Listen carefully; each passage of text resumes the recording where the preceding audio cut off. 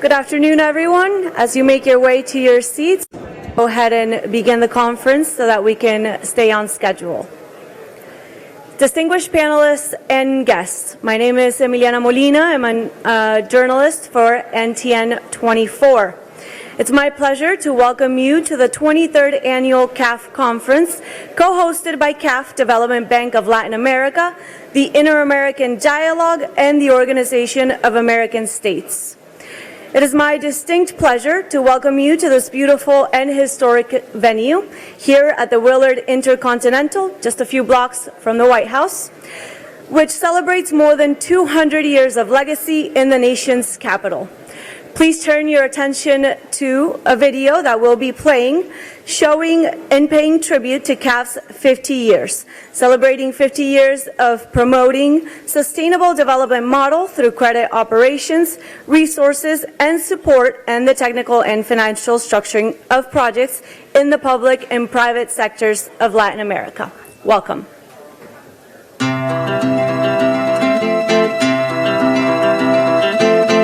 Queridas personas, quiero agradecerles y decirles lo importante que es para mí el tener cerca de mi casa una biblioteca, donde pueda leer y usar la computadora para hablarle a mi mamá, que se fue a trabajar muy lejos hace unos años.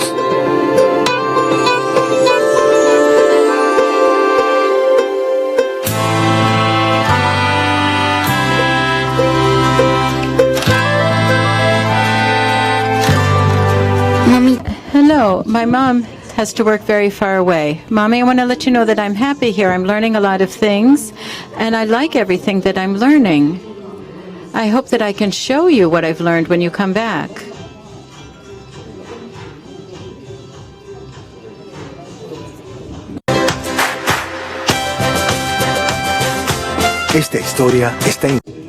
This story is inspired by Mariel, a Paraguayan girl who benefited from a social investment project.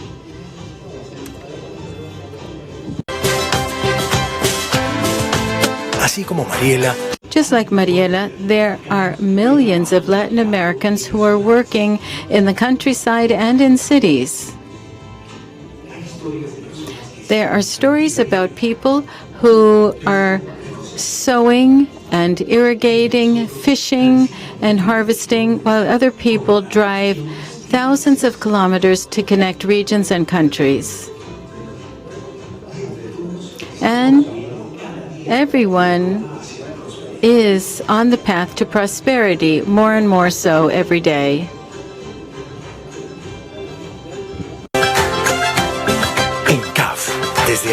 In the CAF, for the past 50 years, we have been living stories of development.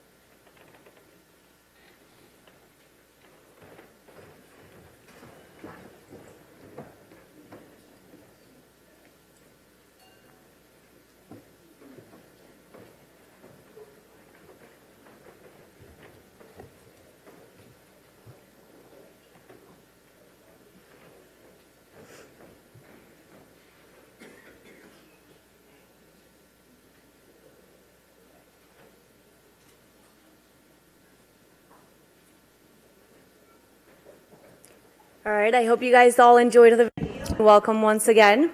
So to help start off for 2 days of what promise to be engaging and lively discussions, I would like to introduce the Honorable Luis Carranza. He is the president of CAF, and also Mr. Michael Shifter, who is the president of the Inter-American Dialogue. They will each offer welcoming remarks to open the conference.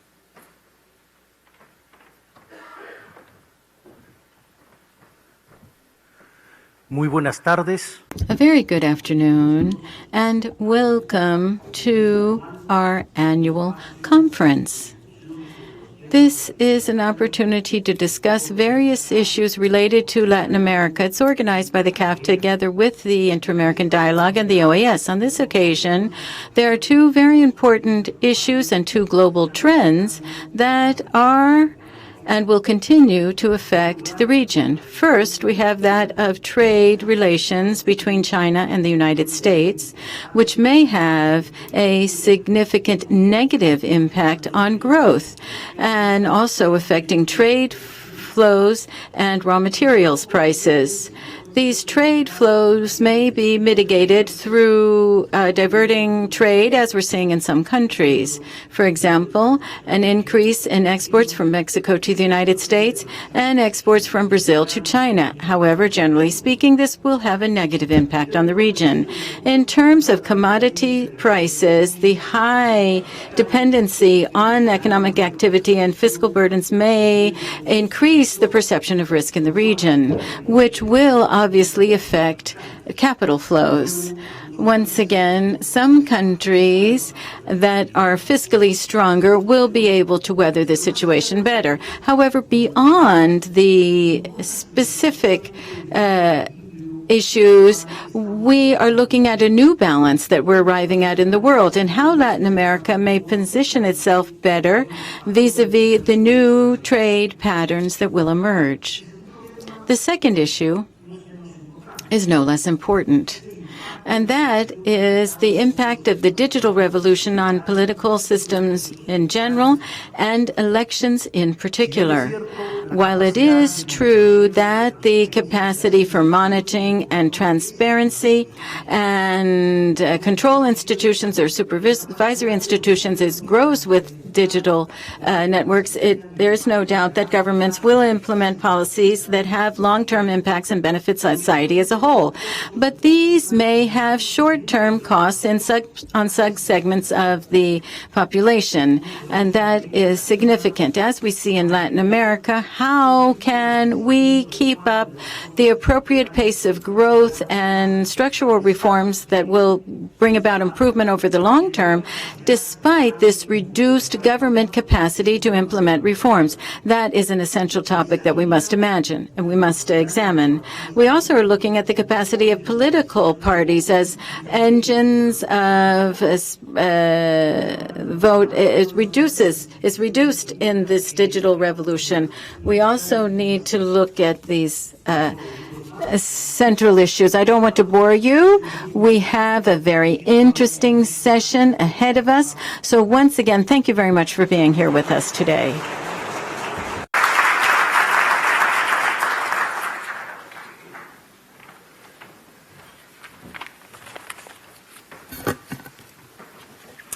Good afternoon, everybody.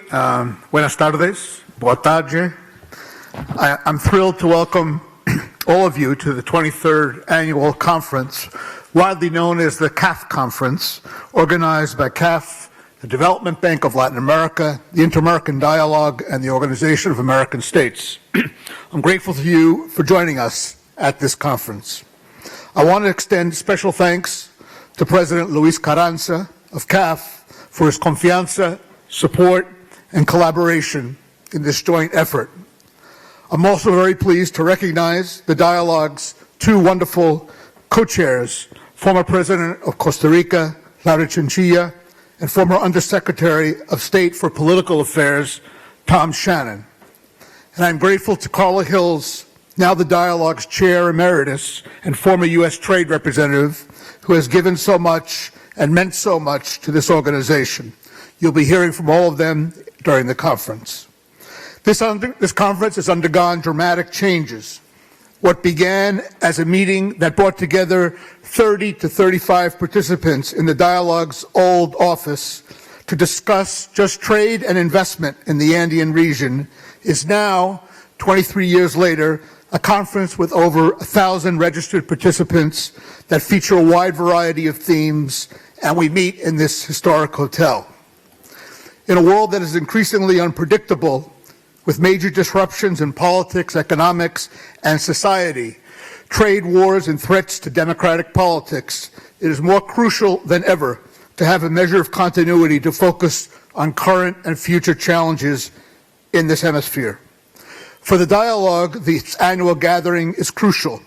It gives us an opportunity to bring together and engage diverse leaders of different perspectives and generations, not only from this hemisphere, but globally, from Europe, Asia, and Africa. By reviewing recent developments in the Americas and thinking of ways to best advance our goals and our mission of democratic governance, social equity, and prosperity in the hemisphere, we can better shape a more relevant agenda and have greater impact in our work. This conference builds on two other important exercises with similar objectives. The first was our Saul M. Linowitz Forum in June, named for our founding chair, Saul Linowitz, where dialogue members assembled to exchange views about democracy, climate change, migration, economic growth, and the current crisis in Venezuela. We also took note at that meeting of the increasing parallels with the United States, and particularly the disruptions that are taking place here. We expect to produce a policy report with analysis and recommendations for enhanced hemispheric cooperation on these issues later this year. The second exercise led to an edited volume earlier this year entitled Unfulfilled Promises, Latin America Today, that was produced in English, Spanish, and Portuguese, with launch events in Washington, D.C., Rio de Janeiro, and Mexico City.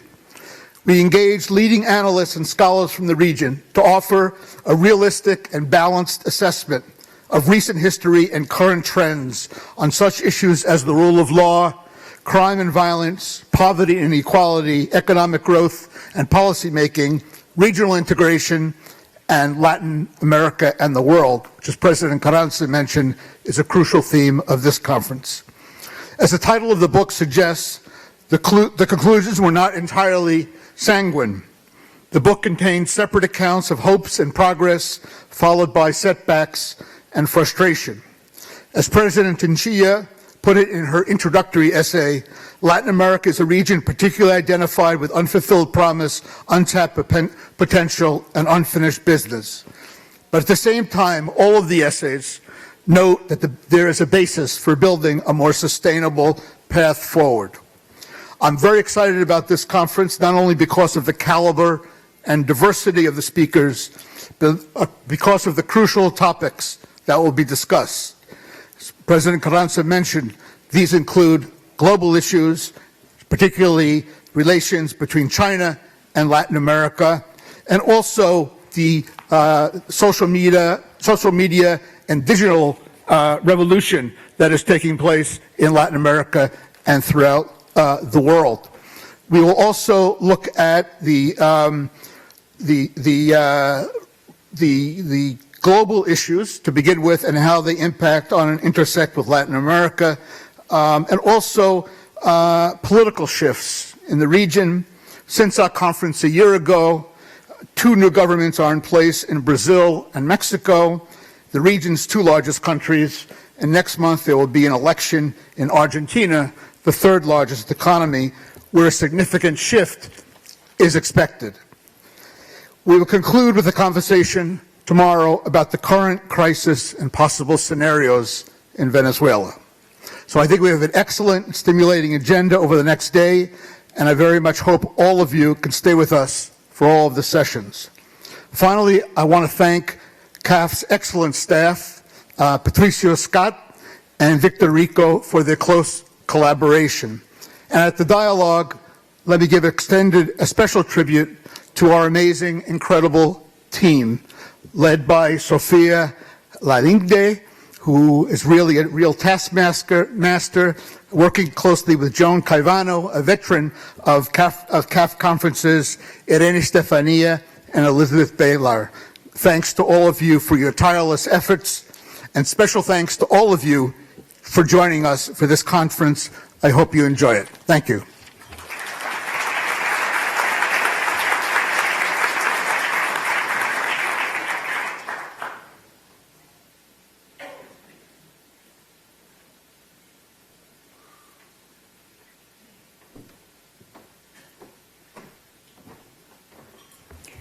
Thank you, Mr. President Carranza and Mr. Shifter, for those words and opening remarks for our conference.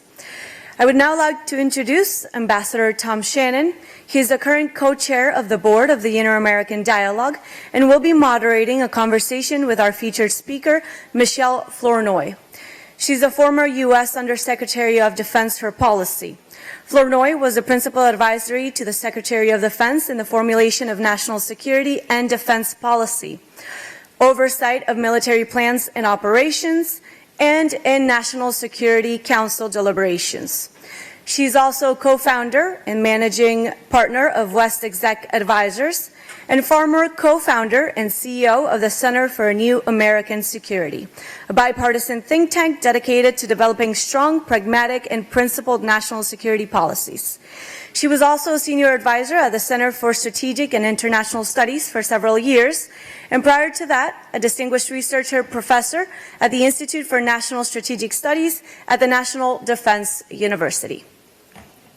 Ambassador Tom Shannon has spent more than 30 years in the U.S. Foreign Service, most recently as Undersecretary of the State for Political Affairs, the third highest ranking position at the State Department. During his career, Ambassador Shannon served in the U.S. Foreign Service at embassies in Guatemala, Brazil, South Africa, and Venezuela. Mr. Ambassador, I'm sorry to tell you, I'm not sure if you know yet, but there's no more U.S. Embassy in Venezuela. He's currently also a senior international policy advisor for Arnold & Porter. Please help me welcome Ambassador Shannon and Michelle to the stage.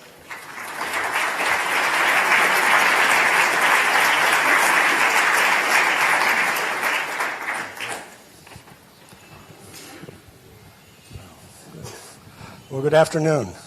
What a tremendous pleasure to be here today at the Willard Hotel at the CAF Conference, celebrating the CAF and the Inter-American Dialogue. And we welcome all of you, delighted to have you here today, and are looking forward to a tremendous conference. And to start, we are extraordinarily lucky to have with us Michelle Flournoy. You heard her biography today, an extraordinary career as a national security professional, a great public servant, a great public intellectual, and now a great private sector leader as one of the founders and managing partners of West Exec Advisors. I can think of no one better to understand the current global security environment we face today, both strategically but also politically, and to understand how it links to our larger concerns here at the CAF Conference, which is to our hemisphere and especially to Latin America. But also looking into the future to understand how those global security challenges link with the globalization that is happening in our own hemisphere, especially in Latin America. So, Michelle, thank you for being with us. We're honored to have you here. And I think it might be good to start with taking a kind of a panoramic view of the world and understanding where you think the major global security challenges are right now. And then we can begin to understand how Latin America links to that. Sounds good. Thank you for inviting me, and it's an honor to share the stage with Ambassador Shannon. So I guess I would start, based on the introductory remarks, with China. We all see the rise of China, and for many years in the United States anyway, across multiple administrations, the Bush administration and the Obama administration, the expectation was that as China rose as a power in influence, that we could influence their calculus and invite them into the rules-based international order and help them to become a responsible stakeholder, a great power that was helping to maintain the international order and evolve the system. And I think several administrations and many of our allies and partners put a lot of effort into trying to make that a reality. But I think what we've seen in the last 5 to 7 years, really under President Xi's leadership, is a China that is sort of, as China watchers say, dropping the veil. A China that is revealing itself to be a much more assertive and in some situations aggressive power that does not necessarily accept the rules of the road in Asia or more broadly. And so China is rising and revealing itself to be more of a revisionist power. And that poses a very different challenge for the United States and for all of us, in that, economically, we've seen China's unfair trade practices that make it very difficult for Western firms in terms of protecting their intellectual property, having fair access to the Chinese market, and so forth. We've seen them, in my world, in the military sphere, starting to develop capabilities that are quite worrisome and are really seem to be pointed at giving them options to resolve long-standing disputes over territory and resources and sovereignty claims by force, if necessary. And we've started to see them exercising some of those capabilities. What you were seeing right now within the economic zone of Vietnam, for example, where China's using very coercive means. So I think the question is, how do we both compete effectively with China, but also find areas of cooperation, climate change, proliferation, and so forth, but also continue to try to incent China to play by the rules, or at least deter them from not using outright aggression to try to change the status quo? In that regard, obviously China is a big issue here in Washington now. And there's a lot of debate about how to address China. There seems to be a growing consensus around the idea that you mentioned of trying to require China to be responsive to the needs of other countries and global rules of the road.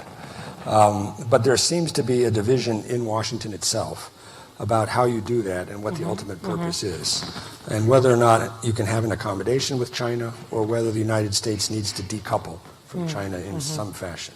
How would you frame that, and what would be your recommendation? So, I think we all recognize the China problem. My concern is that the U.S. approach is not likely to be effective and actually may have some second and third order effects that are harmful to us. So what do I mean by that? First of all, when you talk about the trade issues, the unfair practices, these are not issues that the United States alone is dealing with. Many of our allies in Europe, in Asia, Latin America, elsewhere, we're all dealing with this. It would have been far more effective to band together as like-minded states to try to, and use the institutions we have, like the WTO, to push back on China collectively. When we've seen that happen in say, the security domain, in ASEAN, for example, when the countries of the region have pushed back against behavior that China, where they've crossed a line or they've gone too far, China tends to take a step back. But we've deprived ourselves of that natural strength by treating this as a strictly bilateral problem and by using the very narrow metric of trade balances and using tariffs as a tool. So I think I would like to see an approach that really uses the institutions and the tools that we have, creates a coalition of states that want to push back on China, and I think that's much more likely to get an appropriate response from China. This notion of decoupling, I mean, honestly, in a globalized environment, economy, where you have international supply chains for almost every product or that you can think of, I don't know what that means. I mean, I'm all for building very high walls around national security technologies and capabilities that we absolutely want to protect. But I don't think it's in our interests to try to disintegrate China.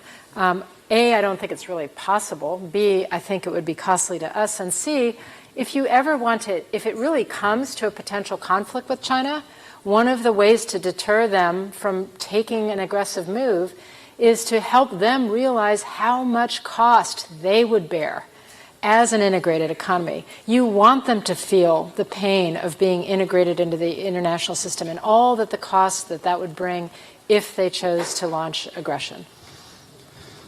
China has replaced the United States as the #1 trading partner in several South American countries of significant importance to the United States, such as Brazil, such as Chile, Peru, and others. This has been an area of concern for the United States. We still dominate in the area of added value trade, and the economic relationship between these countries and the United States, while maybe not as large in terms of volume, is certainly better in terms of quality.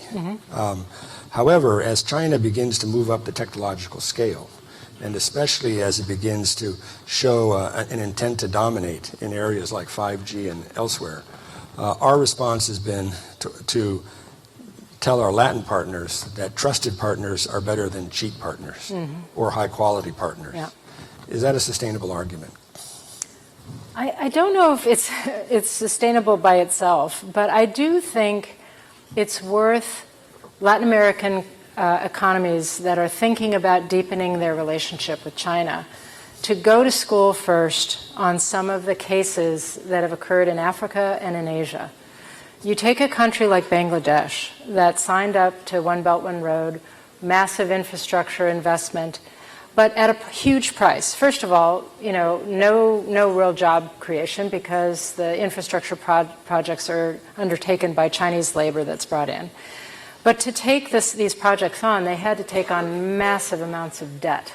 And that indebtedness is long-term, and it comes with political strings attached. And so they are now extremely vulnerable to Chinese coercion of all kinds.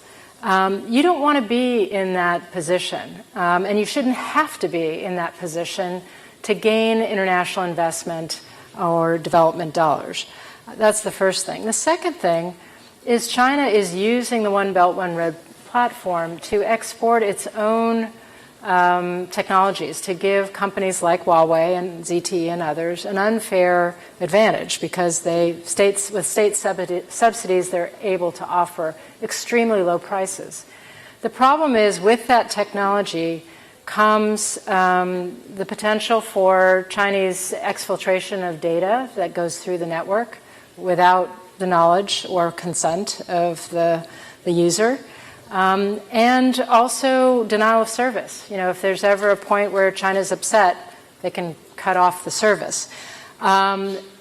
Furthermore, I think in some countries it comes with a sort of ideological model in mind that says we want to build up the tools of the state to enhance surveillance, control, and so forth. And so I think there is an ideological component to the competition, and there's a very real risk that kind of deepening Chinese economic relationship can become a technological relationship, can feed the growth of what I would call a surveillance state model in some countries. As you go down the list of potential adversaries, second to China is Russia. You spent a lot of time working on things Russian, especially in regard to Europe. How do you assess Russia in the global environment now and President Putin? By many objective measures, whether it's economy, demographics, per capita GDP, Russia is a state that's in decline. And yet, Putin has invested heavily in keeping aspects of their military quite strong. We've just been seeing tests about new nuclear weapons that he's invested in, and particularly what I call many call gray zone tools, intelligence, information operations, little green men, proxies that can go into, that give him options to influence outcomes in places like Ukraine without, outright military occupation. And what I worry about is that you take the example of Russian interference in the American election, their use of social media, their use of cyber attacks and infiltration. When I look at and ask the question, has Putin paid any real price for that at this point? I don't think so. And so if we're thinking about how do we deter that behavior or even more aggressive behavior of that nature in the future, I don't think we've done what we need to do to really enhance deterrence of those kinds of actions. So I think we've done a good job creating military deterrence in Europe. I don't think it's very likely that Russian tanks are going to come into the Baltics because we've made that investment, and it's very clear that we are backing up our NATO allies. But short of that, that's what I worry about. I think Putin feels very free to meddle in our democracies and in our operations abroad as well, as we've seen in Syria and elsewhere. Looking at the region and comparing Chinese and Russian behavior, I would argue that China has the capability of transforming economic presence and power into political influence. I'm not sure the same can be said of Russia. Its focus in the region has largely been on weapons sales and on purchasing oil and gas, and has not invested the kind of time and effort necessary to build political influence outside of, say, Venezuela. So in this regard, I think China is a competitor of higher order than Russia is at this time. But Russia continues to be a looming presence in Europe. And as the European Union struggles with the exit of the United Kingdom, and as the United Kingdom itself struggles with its own exit, how do you see Brexit? I think it's one of the worst self-inflicted wounds that any EU nation could inflict on itself. It's a real it's a shame. It's a catastrophe for Britain. I think the British people. This will go down in history as one of the worst decisions in British history.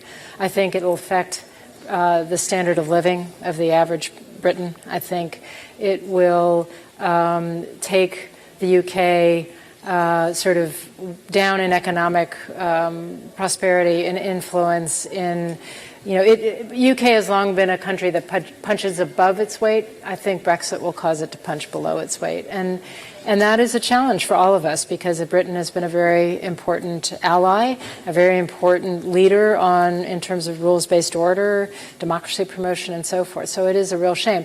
I do think watching this slow-motion car crash of Brexit has hopefully given every other EU member that was thinking about it, given them some pause to say, maybe that's not the right answer. Maybe we need to try to reform and improve the EU rather than crash out of it. Just a few weeks ago, it looked as if the United States might be on the verge of some kind of military conflict with Iran in the Persian Gulf. How do you see Iran at this point and the U.S. standoff in the Gulf? And what future do you see for the U.S.-Iran relationship and also security in the Gulf? Yeah. So I do think Iran under this regime is a problem for the United States and for the region, in that their foreign policy has really been about exporting revolution and instability. You see that in their support for the Houthis in Yemen, in their support for Hezbollah in Lebanon, in their support for other proxies in Iraq, militias across the region. And so there is a very real problem there. When we looked at this in the Obama administration, we felt that the only thing worse than a revolutionary and sort of destabilizing Iran in the region is an Iran like that had nuclear weapons. And so we focused our effort first on coming to an agreement that would reduce their nuclear materials and put a lot more time on the clock of how long it would take them to actually get to a weapons capability. And the JCPOA, the nuclear agreement, actually did that. It's now been faulted for not doing everything else, for not solving the ballistic missile problem, for not solving the Hezbollah problem, for not solving Iran's support for terrorism. But it was never designed to do that. It was a first step. And unfortunately, we've thrown that away. And I think we've made things worse, because the power of one of the achievements of that agreement is we brought Russia, China, EU all together on one sheet of music to try to deal with Iran effectively. We have now succeeded in fracturing that coalition, and you're seeing Iran's freedom of action as much greater, and I think they are, becoming a bigger problem. This is not a problem that has a military solution. I mean, yes, Deterring Iran is important. Having military options to prevent them from doing stupid acts of aggression is important. But there's no exclusively military solution. This needs a diplomatic approach that links together sanctions, deterrence, and diplomatic engagement. We need to be talking to these people to try to resolve a crisis and prevent another war in the Middle East. That's not in anybody's interest. Right. In your career, you've blended diplomacy and security. And you've talked today about the importance of linking diplomacy with security. And you talked briefly about gray zone conflicts, and especially the way the Russians have mastered keeping a conflict with us below armed confrontation. Obviously, as we get deeper into the 21st century, and especially as the United States finds a way to extract itself from Afghanistan and Iraq and rebuild military capabilities, direct confrontation with the United States will be a very deadly thing.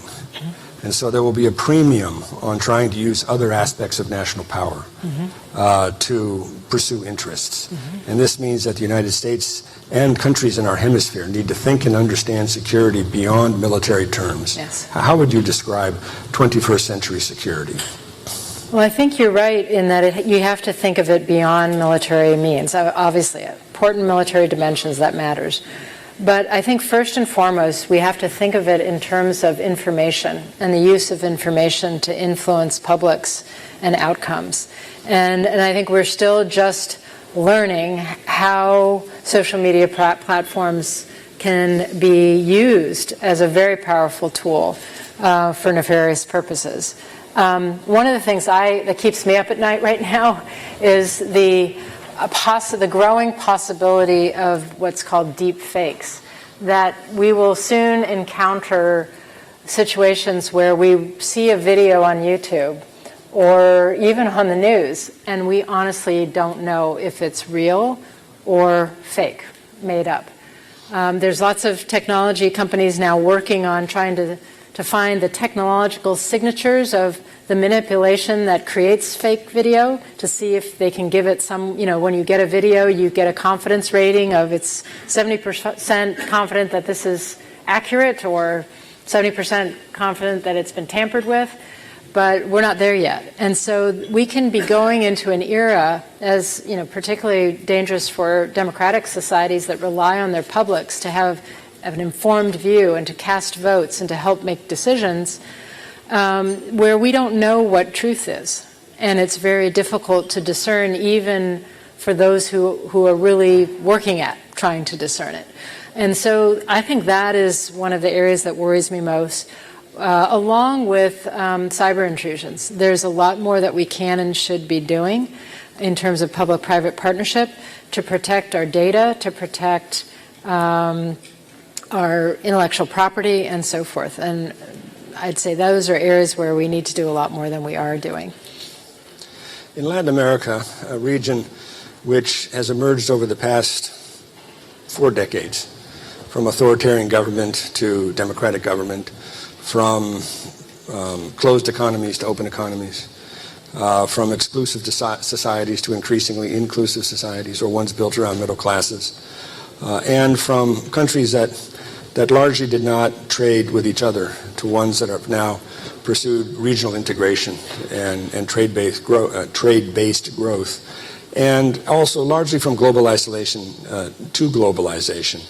The focus on open society and promoting individual rights has been profound, and a belief that government should lie in the hands of civilians. So much of our engagement on areas like cybersecurity and on gray zone conflicts and how technology is used to undermine adversaries is really centered in our own military, our security institutions. How do we build relationships in the region, and how do we engage with our Latin American partners on issues that will be crucial to the well-being and security of their economies and their societies? In other words, how do we construct that kind of conversation? Right. Well, first of all, I think it's extremely important that the United States and any U.S. administration recognize that we have a vital strategic interest in building and continuing to strengthen the community of free market democracies, and particularly right at home in the Americas. So that's thing one. We should care a lot about this. On the question of how do we build that capacity, I agree with you. This cannot be something that's left to security services. It's also not something that can be left to governments. When I look at the U.S. situation, the vast majority of our technical talent is not in government, it's in the private sector. And so one of the things we need to do is really double down on public-private partnerships that enable us to share talent between the private and public sector, best practices, resources, and so forth. The best example, recent example I've seen of this is something called the Paris Call, where at a conference that President Macron hosted last year, he brought together, starting with, I think, the G20 countries, but a number of countries and a number of companies like Microsoft and the big tech companies, together to sign on to a set of norms of behavior in cyberspace, and also to pledge that if someone falls under attack and doesn't have the resources to deal with it, that others will step in, kind of like a first responders, like a fire brigade, and come in and help the recovery and then the rebuilding of adequate defenses. And so I think whether it's the Paris Call or something, there's these public-private partnerships that need to be developed on an international basis where we are pooling our resources as the good guys and making it much harder for the bad guys to actually do us harm in the cyber domain. In the area of democracy, we are a region that has committed ourselves to democratic government. Through the Inter-American Democratic Charter, we have declared democracy a right of all our peoples, and we have posited to governments an obligation to defend democracy. With a few exceptions, that is the case. Yet, the cover of Foreign Affairs magazine is called Autocracy Now! And has the images of any number of autocrats. And we're seeing, to a certain extent, a rise of autocracy or some kind of hybrid of democracy and authoritarianism. How do we manage that? How do we deal with that?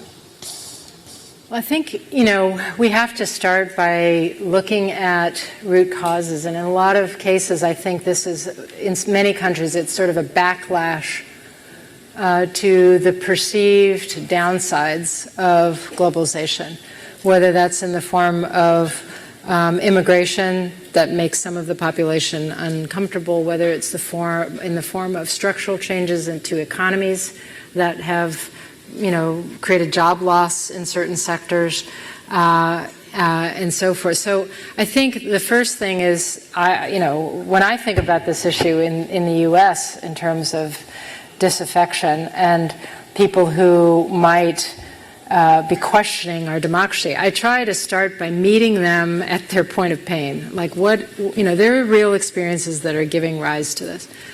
That said, the solution is not to embrace authoritarianism. We have to do a better job as democracies of meeting the needs of our people, whether it is in job creation that responds to the structural changes in the economies that have happened as a result of whether it's better access to higher education, whether it's investment in the drivers of innovation and job creation, science, technology, 21st century infrastructure. And, there are many economists in the room who could articulate this better than I, but I think we have to do a better job as democracies and realize that there has to be good public policy that accompanies the free, open market to ensure that as change occurs, we don't leave whole segments of our populations behind, but they come on the journey with us. In that regard, and as we try to build a larger conversation around democracy, around trade, free trade, open markets, and inclusive societies, there is concern in the region about what is seen as the United States stepping away from leadership roles. During a trip I took recently through South America, Brazil, Chile, Peru, Colombia, Typically, people wanted to talk about China first, Venezuela second, and the third question was always, where is the United States? There's concern that the inward focus of the United States at this point is not only having an impact on institutions, but also how we are understood as a partner and as a leader. Is this something that worries you? And if there has been an erosion of that, can it be recovered? It does worry me. I think it's one of the things that is, giving me the greatest pause. I do think it's recoverable if, and I don't want to be too political here, but if we have a change from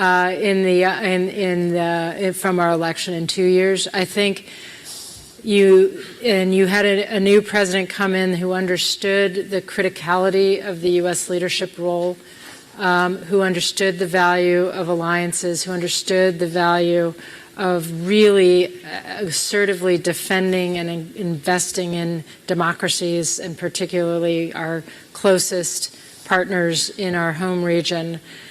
I think there's a certain amount of recovery that could happen. Think back to how Europe felt about the Bush administration because of Iraq and how much tension there was with our European allies over Iraq. And that all flipped pretty quickly when you had a U.S. president that set a different course and that re-embraced Europe and the importance of Europe and so forth. So I think that possibility is there. That said, I do hear from our allies and friends that they have witnessed a pendulum of U.S. foreign policy now from Reagan to Clinton to Bush to and I think people get exhausted by the swinging. The swing used to be within a certain bounds of bipartisan consensus, and now it's swinging more widely. So I don't want to wish this away. I don't think we can turn back the clock and pretend that the current shift in the U.S. posture in the world never happened. But in order to get out of bed in the morning, I have to believe that a good deal of recovery is possible with the right leadership in the White House, with the right mandate from the American people, who I think, when you look at American public polling, the Pew poll, recent Pew poll, the Chicago on Foreign Relations poll, Americans understand the importance of U.S. leadership. They understand the importance of engaging with the world. They understand the importance of Latin America to American interests. So the American people have a certain wisdom on this, and we just need an administration that fully reflects that. One of the big issues of this century has been migration, and something that has played large here in the United States. First, because of migration across our southwest border. Largely from Central America, but elsewhere, and has formed a large part of our relationship with Mexico and our Central American partners. But also more recently, migration out of Venezuela, to Colombia, to Ecuador, to Peru, to Chile, to Brazil, to Trinidad, to Panama, and beyond. But it is a global phenomenon. Estimates put migrants at the highest level in history at this point in time, with over 220 migrants or people on the move at any time, and nearly 70 million displaced peoples. How does the international community deal with this at this point in time, understanding the tremendous political impact that migration has had in Europe, here in the United States, and is now having in South America? Well, I think that more than anything underscores the important work that all of you here do. We have the first line of defense is to invest in development and job growth and economic growth that gives people the option to have a good life at home, because that's the first choice of everyone. No one chooses to go through the hell that they go through to become a refugee or to become a migrant that traverses a continent to try to get to a place where they can feed their families and live in safety. So I really think, strategic approaches to development and focusing on what actually works. We know so much more now but what actually works. I'm on the board of CARE, and the power of investing in women and girls to transform whole communities and create entrepreneurship and access to education is something we all know now. So let's put our dollars in that direction.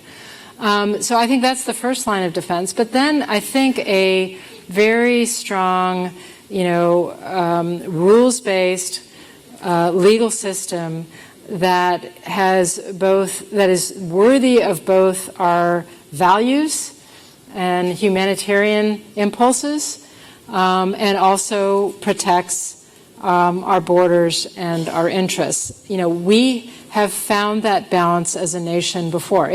That has really defined America for most of our history. Whether it was, the 1700s when my ancestors, French Huguenots, came from Europe, or more recently.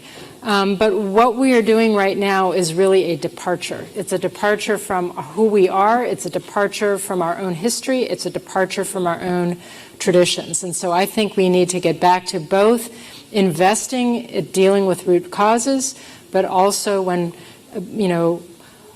treating migrants and refugees with far more of a humanitarian and respectful approach, while also recognizing that our economy depends on migration. There are whole sectors, whether it's agriculture. Look at Silicon Valley. Look at the CEOs and founders of Silicon Valley. There's a huge percentage of them that came from another country, and they brought their incredible creativity and their innovation to the United States of America. That's to be celebrated. That is to be welcomed. That is to be encouraged. Ms. Flournoy has agreed to take questions from the crowd. We have about 10 minutes left. And if they're too hard, I'm going to ask the ambassador. But we do have simultaneous translation. So if anyone would like to ask questions, we have 2 microphones. You can ask in either English or Spanish, and I'm not sure what other languages we have. Interpreted. Portuguese, maybe. So please feel free to come forward.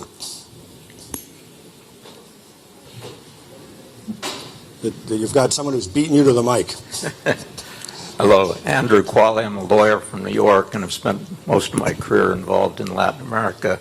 I appreciate your point that Russia has been getting away with things it shouldn't, and there needs to be a concerted effort to make it painful for them doing what they're doing. Without taking some of the thunder away from the Venezuelan program tomorrow, and I hope maybe you can participate, what would you suggest that either the United States or international organizations do to discourage and penalize, punish Russia and perhaps other proxy activities of Iran and maybe China and Cuba for its enabling and continuing the terrible tragedy that is happening in Venezuela? Well, I am not an expert on Venezuela, but I'm sitting next to someone who is. But I'll give my 2 cents, and then I'd love to hear from Ambassador Shannon as well.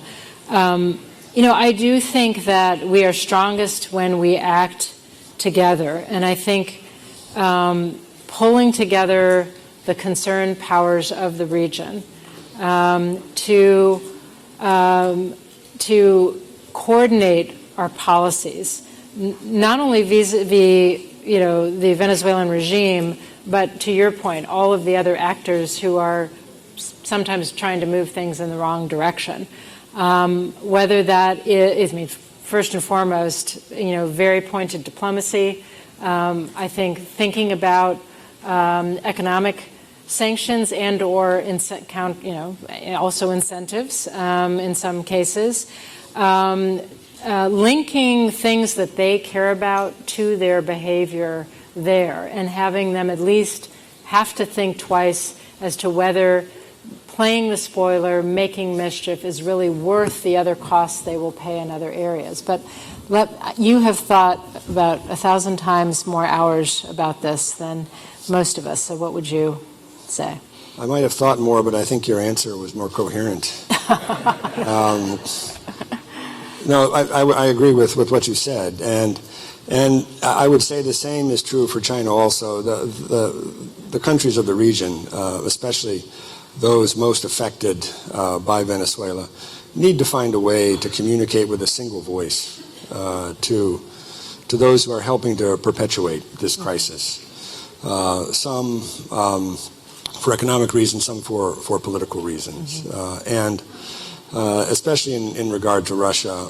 Russia's presence broadly in Latin America, but especially in South America, has been quite limited. At one point in time, there was a significant battle within the Russian national security structure over how it responded to Chinese presence in the region, with some arguing, mostly in the foreign ministry, for a return to a more Soviet-style engagement, which meant strong embassies engaged with governments pursuing strategic purposes.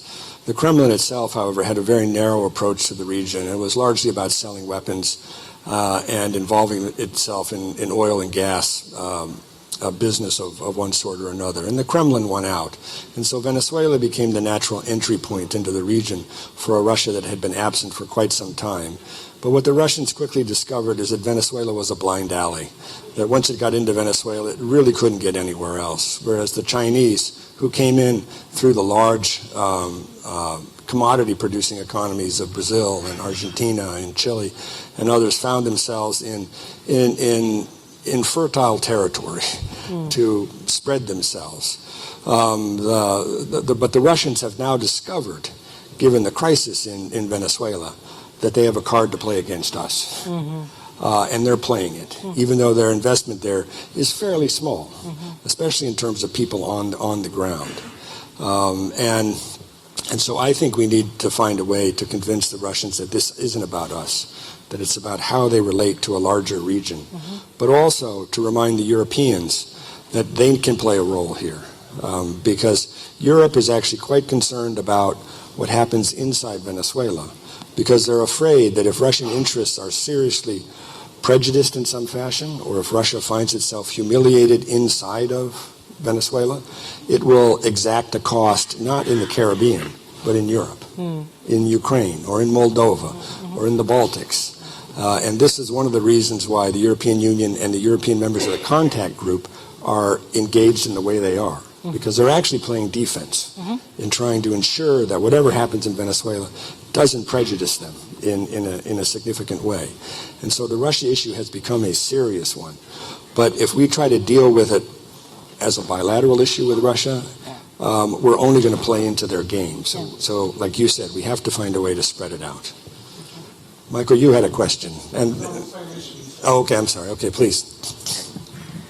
Hi, Francisco Alvarez. Madam Flournoy, an honor to have you here. I'm curious about the youth vote and youth engagement across Latin America. More and more young people are having a role in what our democracy will look like, and both left-leaning and right-leaning governments are grappling with that. I'm just wondering if there are any examples or countries broadly where you see promising youth-led movements that are reshaping democracies, and do you also, and maybe Dr. Shifter can address this, do you think that youth voice is also being translated at the voting booth? Thank you.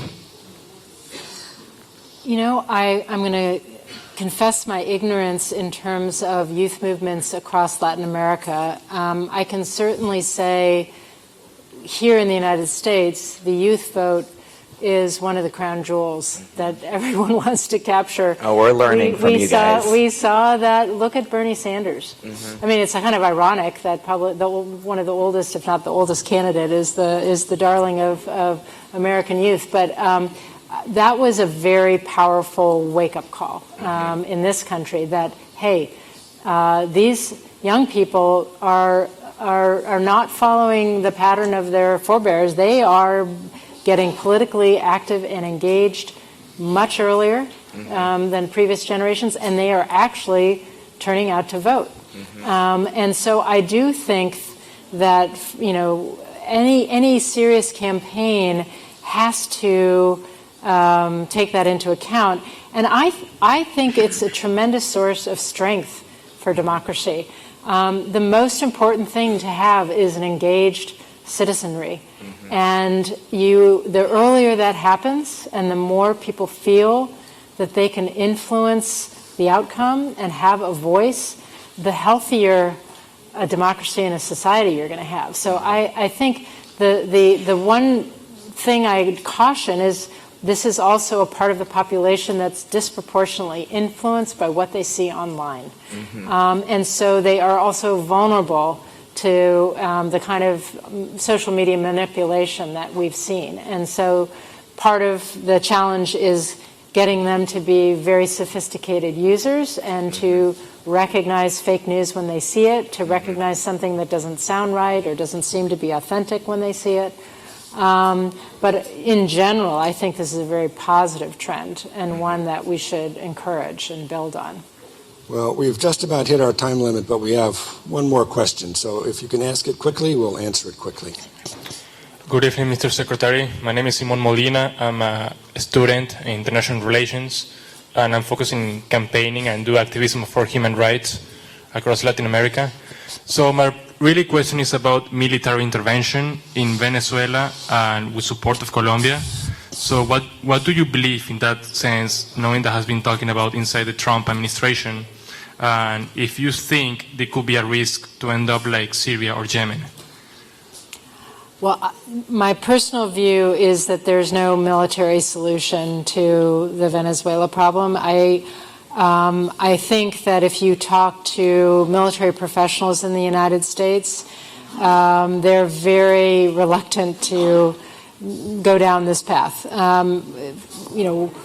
There's not clarity on what are the U.S. interests, what would the actual options be. What would be the response and the costs? How would this how would this affect the humanitarian situation? Don't get me wrong, there may be aspects of military measures that can increase pressure alongside sanctions to actually finally get the government to respond to its people and step down and move forward. But a wholesale U.S. intervention to change the regime by force in Venezuela, I think, is not what the region needs, and I don't think it accords with U.S. interests or the interests of the region. And so I've said what I think. I'm pretty clear on my bottom line. But again, there may be things that we can do militarily to create pressure, to build capacity of others, to contain the instability, but a wholesale military operation to change the regime, I don't think the American people would support it. I don't think most of our national security decision makers would support it. And I don't think it would be good for the region or for the United States. Well, Michelle, you've wonderful lead-off to our conference, an excellent way to frame issues globally as we address them regionally and locally. We want to thank you very much. Please join me in thanking Michelle.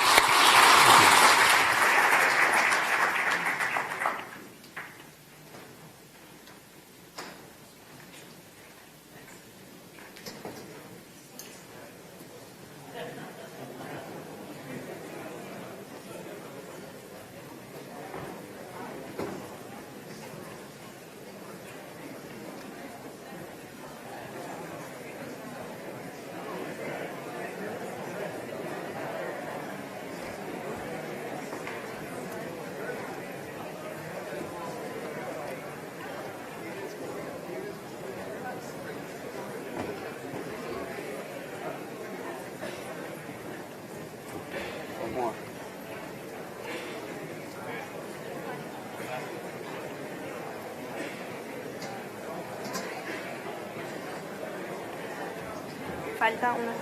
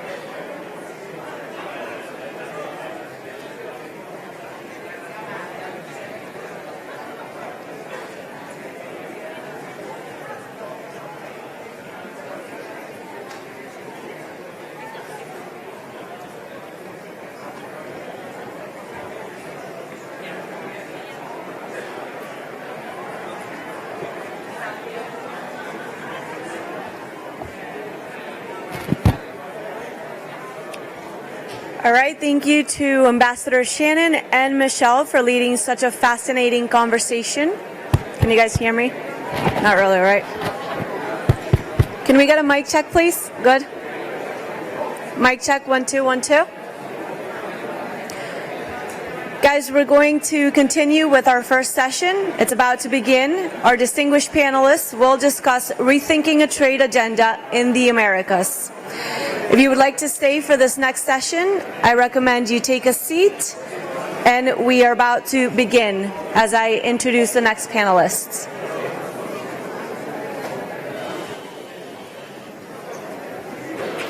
It is now my pleasure to introduce the moderator for our first session. She's Ambassador Carla Hills. Ambassador Hills served as the United States Trade Representative under President George H.W. Bush and United States Secretary of Housing and Urban Development in the Ford administration. She's currently the Chair Emeritus for the Inter-American Dialogue, as well as the Chair and CEO of Hills & Company, an international consulting firm. Without further ado, please join me in welcoming to the stage Carla Hills and the speakers for this panel.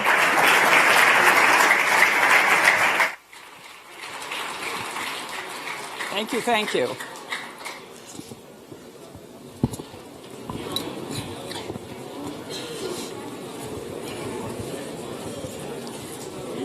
Well, I'm going to encourage you to take your seats and to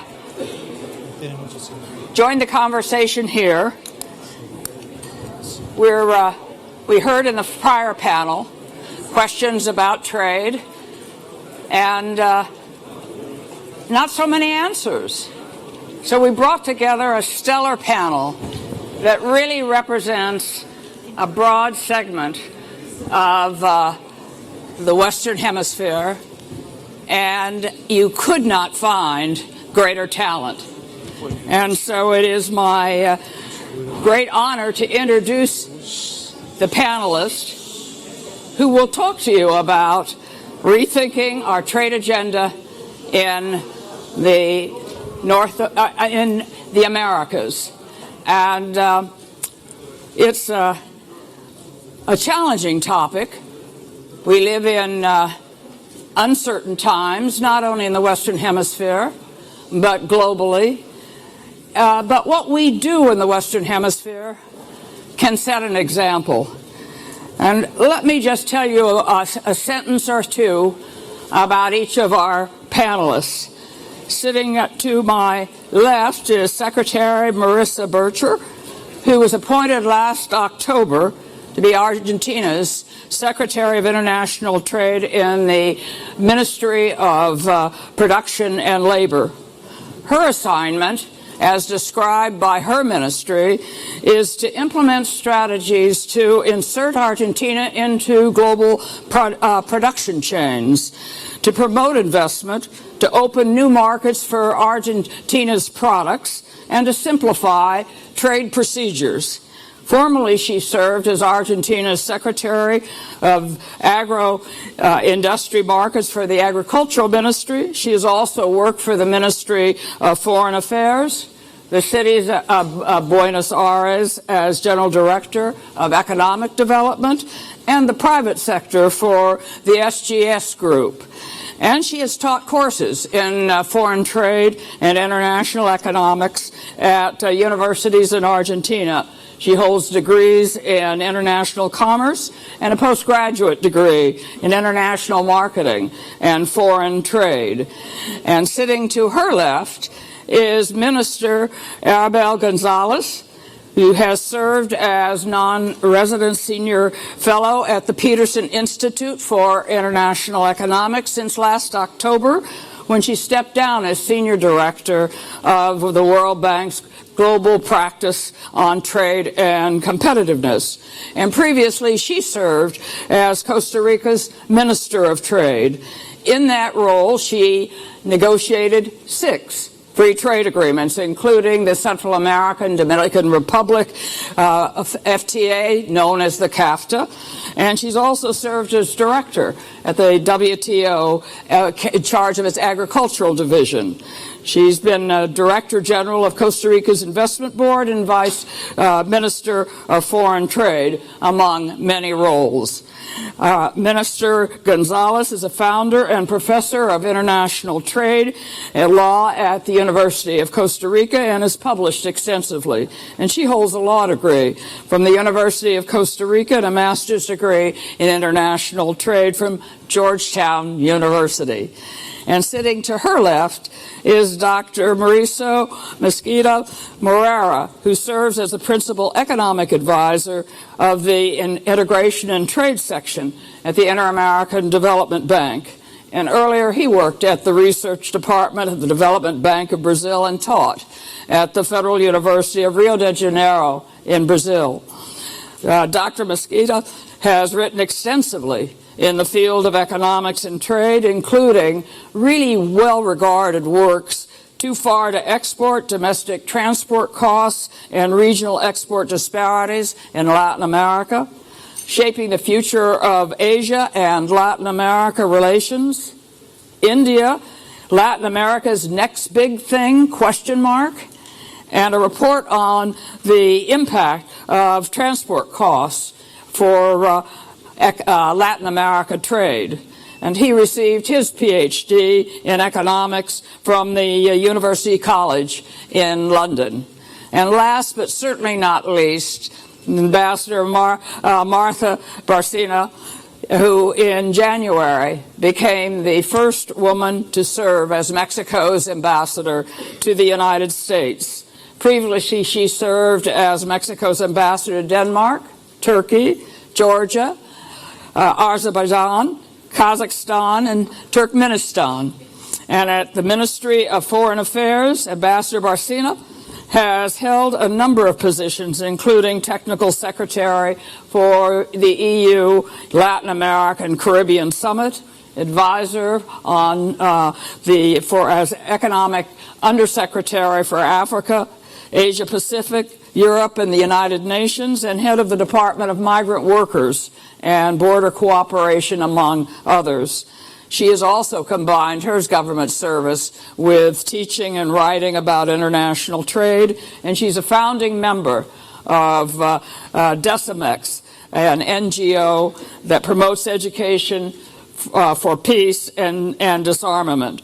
And she holds a bachelor's degree in communication science and philosophy and master's degrees in political philosophy and international studies. So you couldn't find four more able persons to talk about how we rethink the trade agenda in the Americas. And I've been around a long time, and I recall the first summit of the Americas that was held in 1994 and attended by leaders from 34 nations, which resulted in a declaration whereby those 34 members agreed to create a free trade zone for the Americas. Now, last year, the most recent summit, it was the 8th summit, was held in Peru, and there was a declaration there, but there was no mention of trade. So my question to the panelists is, free trade agreement for the Americas a concept that no longer exists? Are there things we could do to rejuvenate our enthusiasm for trade in the Western Hemisphere? Who will you start? Yes, of course, Carla, and thank you very much. I am taking the option of speaking in my native language. I said that Latin America has taken some very important steps in terms of economic integration. In fact, it has a very important legacy with the creation of ALADI and later of Mercosur and later with the Pacific Alliance. We believe that we have a lot of capacity, but we've also mentioned this throughout all of these years, and we see that we have had a different evolution in terms of competitiveness and integration. And one characteristic that characterizes a lot of countries of the region that have not been able to join Mercosur. In the case of Argentina, we also see that many of the countries of the Americas have signed free trade agreements, some with the United States, that's many Latin American countries, and Argentina vis-a-vis Mercosur is trying to have competitive agreements. However, the objective has always been, and I think it's a very ambitious one, I think that there is a willingness to do so, but at this point, given the inequalities in production and competitiveness, this type of agreement, we would have to rethink it. It is a major challenge. Build upon that. Yes. Yes, I'd like to talk to the free trade area of the Americas, among others, because I was involved in the negotiation of the FTA for some 10 years or so, certainly under your leadership as well. And I say that the FTA is an agreement in the waiting. It's an agreement in the waiting, I think, because it has huge potential, and I'll refer a little bit to it. It's an agreement in the waiting because we've been waiting for it for a long time. Yes. And also because I think that we will need to continue waiting for it for some time as well. On the first point, if you look at our region in the Western Hemisphere, an agreement like this would bring together about 950 billion people.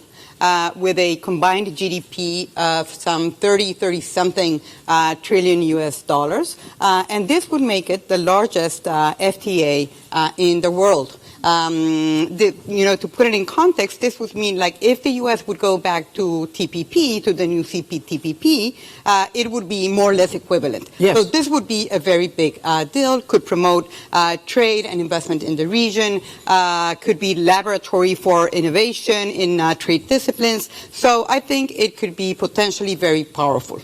Now, as I said, we've been waiting for it for a long time. But I think that it has not been in vain, in the sense that countries in the region have entered into about 100 preferential trade agreements within the region and also with countries outside the region. So this would give us a good basis from which to build and bring greater convergence of all these different agreements that are already in place in Latin America.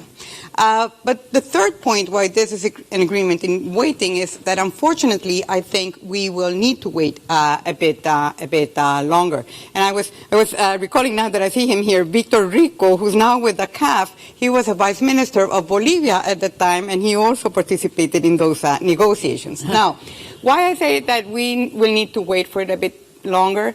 Well, because in the face of an erratic trade policy on the part of the United States, it is very unlikely that there will be interest on the part of Latin American countries. And, I always like to cite a friend of mine, a trade minister from a country in the Americas, who I asked, what is your country's trade policy vis-a-vis the U.S. at this moment?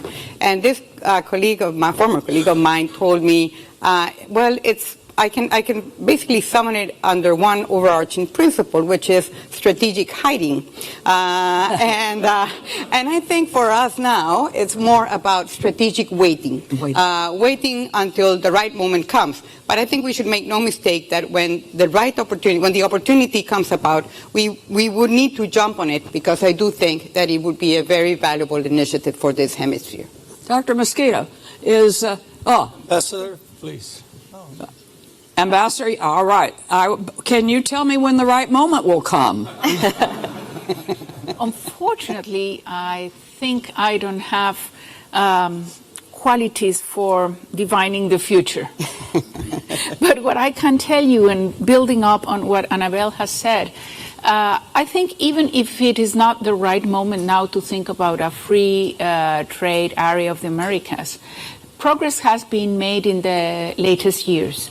And we have an example in Pacific Alliance, for example, how this has become a newly and deep integrated region of Mexico, Peru, Colombia, Chile, and it's slowly expanding also to other countries that we are considering now integrating Ecuador, maybe also Costa Rica, Panama in the future, and even some countries of outside the region.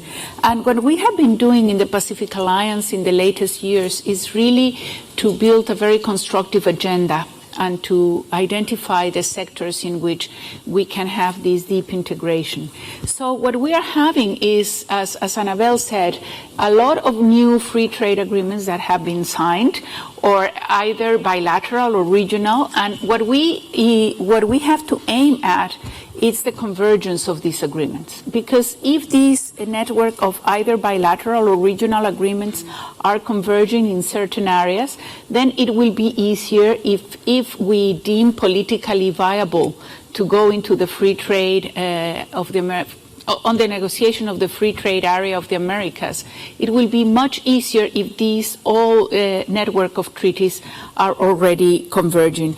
I would say that at the same time, besides this network of bilateral and regional trade agreements, in which Pacific Alliance is a great example for us, and also the work that Mexico has been doing with Costa Rica and with the Northern Triangle, and I would like to emphasize, for example, that the aim of President López Obrador's, the new government of Mexico's objective in our relationship with Central America is that the Central America region can work more closely from the economical point of view with the South and Southeast region of Mexico.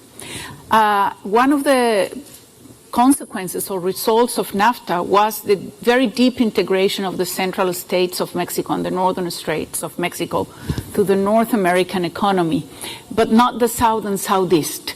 And what we are conceiving is, let's say, a geopolitical design in which the South and Southeast part of Mexico can be a whole integrated economic region with the Northern Triangle first and with the rest of Central America.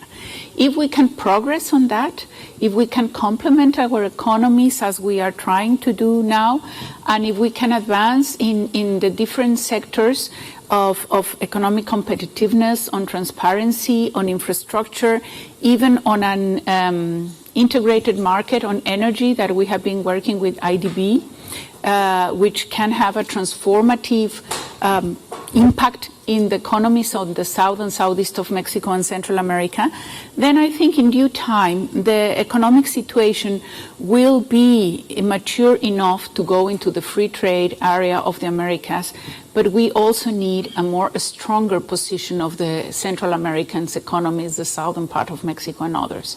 Because if the economies are not better, and not only growing economically, but also tackling the very big challenge of inequality, because even with a high economic growth in certain countries, there has not been a reduction of inequality, then the conditions to start renegotiating the free trade area of the Americas would be a little bit more difficult. If we manage to advance in all these regional and bilateral agreements and also on tackling these very big challenges, economic growth, economic inequality in general, competitiveness, complementarity of energy markets, integration of energy markets, it is not possible that energy is more cheaper in Mexico than in Honduras or El Salvador. This will never help the development of the Central American countries. So we need to work on that to be stronger, to go into a negotiation for the whole region. Dr. Mosqueda, you get the last word on that. Thank you. No, I think it's already been said here. Ironically, I think the only big stumbling block these days for something like that is the U.S., because we really don't know what kind of trade policy, U.S. is pursuing, what kind of commitment, all the volatility of it. So, when you think of something like that these days, I think, and we have been doing work on that, we can think of the region. We have a big homework to do. It's sort of a low-hanging fruit. As Annabelle has said before, I mean, just in the region, we have 33 free trade agreements. that, cover 90% of the trade. In other words, 90% of the trade is already free trade. So there's a big opportunity there to try to go towards convergence of those agreements to allow, for instance, Brazil import inputs from Colombia and export to Argentina, the so-called cumulation of inputs. All these small steps can be done without, too big of a political effort or a technical effort. But there's also a big gap in the region, which is something hard to understand. I think it's the big paradox. The three biggest economies in the region don't have a trade agreement worth of the name. Right. Brazil, Mexico, and Argentina, which are 70% of the GDP, they account for less than 10% of the interregional trade. And why? Because they don't. They have partial agreements, autos and so on. So, that's if you can do that at home. It's hard to think of going abroad and think of something even more ambitious. And the good news is there's some good moves in that direction. Brazil, for instance, just recently accepted after going back several times in the last decades, accepted free trade in autos, which is a very sensitive area. So Argentina also was signaling in the way of increasing its extending its small trade agreement with Mexico. So there's if this big three really decide to move towards convergence and filling those gaps, we are talking about a $5 trillion market. It's, it's not NAFTA, but it's something that you shouldn't leave on the table. But let me just say that when you think about what is the trade agenda for the region, I think that this preferential thing is just one part of it. And these days, I think that we should put it at the very high top of this scale of priorities is the multilateral thing. We discuss about the issue of nationalism and bilateralism and things like that. I think if we and when you look at the recent history, I think the governments in the region sort of grow very disillusioned with the multilateral efforts, and clearly didn't give enough support, for the region for the WTO, for instance, to move forward for the negotiations, and bet all their money on the preferential thing. But the fact is, if the international multilateral system falls apart, if we don't have this rule of law, and we fall into something very similar to what we had in the interwar period, where countries end up in spheres of influence where prevails is the rule of power, not the rule of law. Now I think we're going to be in a very difficult situation, which is not in the interest of anybody. So I would put it as the highest priority. The region should, the governments in the region should all that they can, light candles at the door of the WTO to make sure that this thing keeps going. That trade remains something that is governed by rule of law. Otherwise, we're going to be in very deep trouble. What I hear is all of you believe that it would be in the interest of your respective countries and the region were we to move forward to liberalize trade throughout the Western Hemisphere. And all of you, your countries, are members of the Pacific Alliance or Mercosur. And how do you see those groups helping, or do you see those two groups as working together to move the trade agenda in the Americas forward after this 25-year gap? No order, whoever wants to address that. Yes, Ambassador. I think I can start with the Pacific Alliance. I have had a very good experience on the Pacific Alliance, for example, how we did the promotion and the presentation of the Pacific Alliance, for example, in the Nordic countries or in Turkey, which, by the way, all the Nordic countries and Turkey have become observers of the Pacific Alliance, showing great interest for this. But when I meet with business here in the US, the other day I was with Walmart and we were talking about the supply to Walmart, and I asked them, have you explored the facilities that we have, the trade facilities with the Pacific Alliance? And they just turned to me and said, what? So it is not well known, and I think we have that challenge. At least the business in the US, there is very little knowledge by the companies of the opportunities that the Pacific Alliance offer. And we have very clear examples. For example, one of them is berries. Mexico is a great supplier of berries to the US in certain seasons of the year. But there are other seasons of the year in which we cannot supply the berries, and Peru does it because of the different hemispheres. But the Mexican businessmen are already partnering with the Peruvians, so to be able to supply the market whole year long. And this is something that even some companies in the US does not realize, that they have these opportunities. So I think we have a two-way challenge. On one side is how to really progress on this deep integration inside the Pacific Alliance, which I already mentioned. How do we work, Pacific Alliance and Mercosur? A great advancement was done in the Puerto Vallarta summit in 2018, in which there was a very specific action plan to go forward between the Pacific Alliance and Mercosur on the elimination of non-tariff barriers, regulatory aspects, trade facilitation, and small and medium enterprises, which is one of the key elements of the Pacific Alliance. So we have to work on that.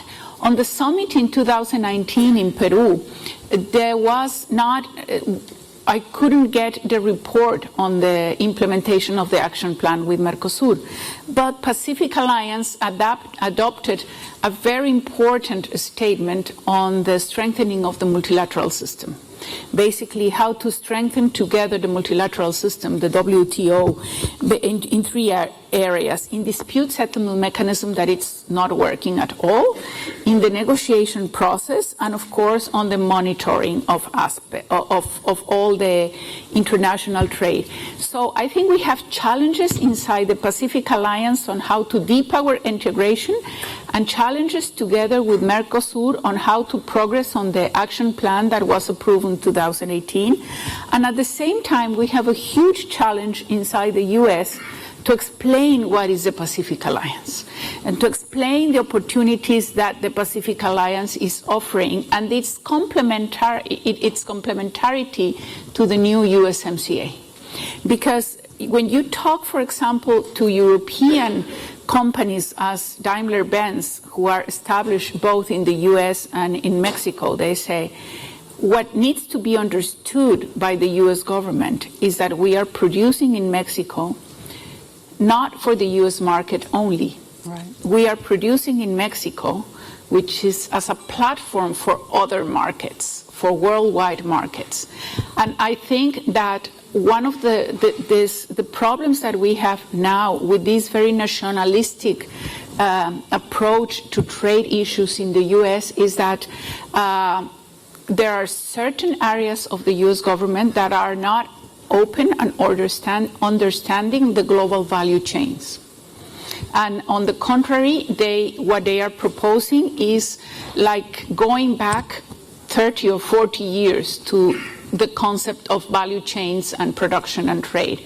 So we have these two challenges: how to progress inside the Pacific Alliance in our relationships with Mercosur and also with Central America on the one hand, and on the second hand is how to make the Pacific Alliance more visible in the US and make the US understands, both the government and the private sector understands better these opportunities. Who else would like to? Yes, Yeah, no, I mean, I just want to say that I think that the Pacific Alliance was definitely a breath of fresh air in the region. I mean, in the way that the region was conducting integration. I mean, we had a very long winter of populist, governments that turned integration to something very political, very ineffective in terms of economic integration. And I think they also, show us sort of a roadmap on how to move forward. Because what I think is clear when you look at this 30 years of integration in the region is that the idea of reproducing, replicating the EU model didn't work at all. This idea of supranational institutions, parliaments, customs unions, I mean, it didn't work. I mean, we do need to realize that. So, and the Pacific Alliance, by thinking in terms of intergovernmental institutions and thinking of a plain vanilla free trade zone, this is something that really can work and show the way in terms of when you think of convergence for Mercosur. And I do think that's crucial. I mean, if you get the two of them. We have 80% of the GDP in the region. That's the way you can get a critical mass, because by themselves, I mean, they really, in the big schemes of things, I mean, if you talk just about trade, they tend to become irrelevant. They are just too small. Pacific Alliance is 1.9 trillion, Mercosur is close to 3 trillion, the CPTPP is 20 trillion. So the scale is just too small. So the only way you can make this thing relevant, in terms of scale, is to move toward convergence. Mm-hmm. And the way to go is this way, thinking about intergovernmental organizations, think about a plain vanilla free trade zone. Yes.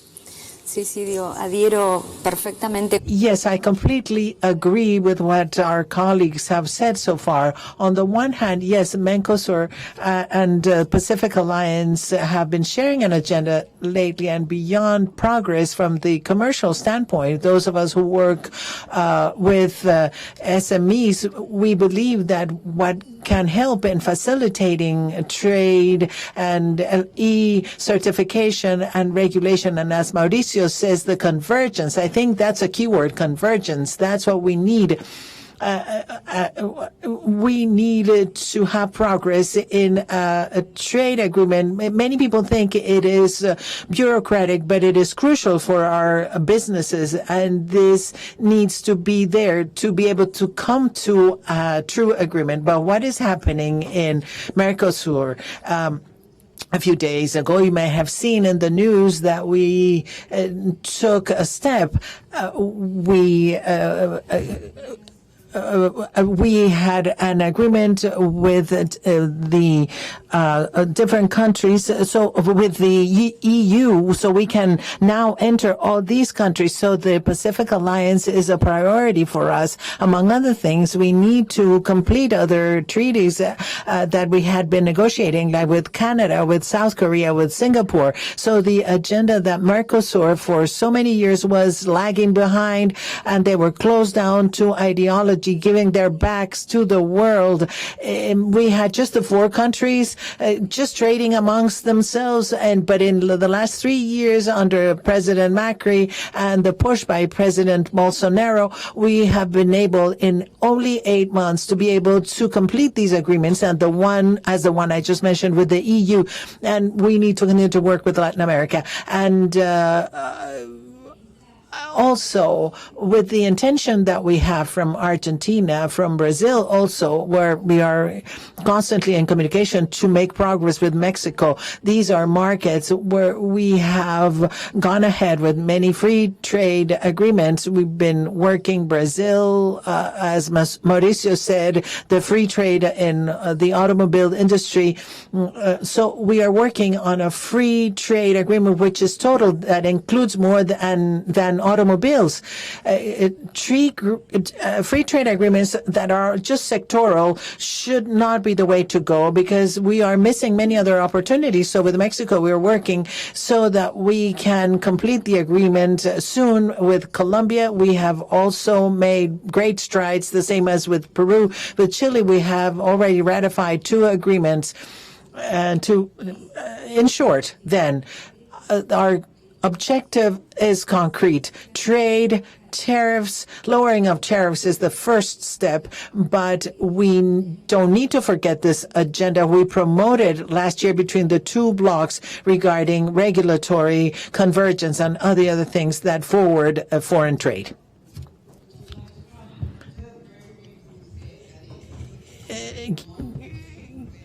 Quiero decir que la Alianza del Pacífico Government of President Laura Chinchilla, this was one of our main trade priorities, accession to the Pacific Alliance. And I hope that one day, not only Costa Rica, but other countries in the region will be able to become part of the Pacific Alliance, and that this convergence efforts with Mercosur will bear fruit.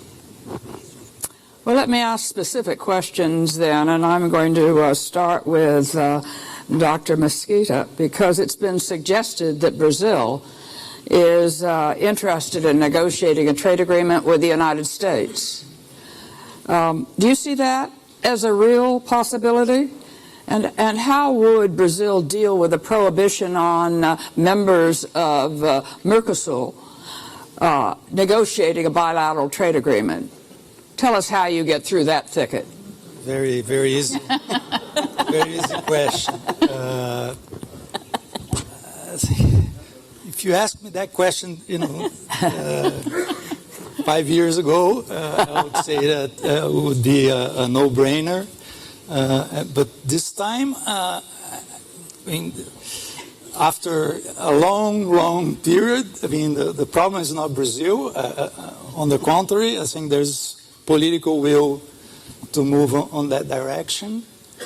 But as I mentioned before, I'm not sure what exactly we would be signing if we. I said we because I'm Brazilian, but what Brazil will be signing with the U.S.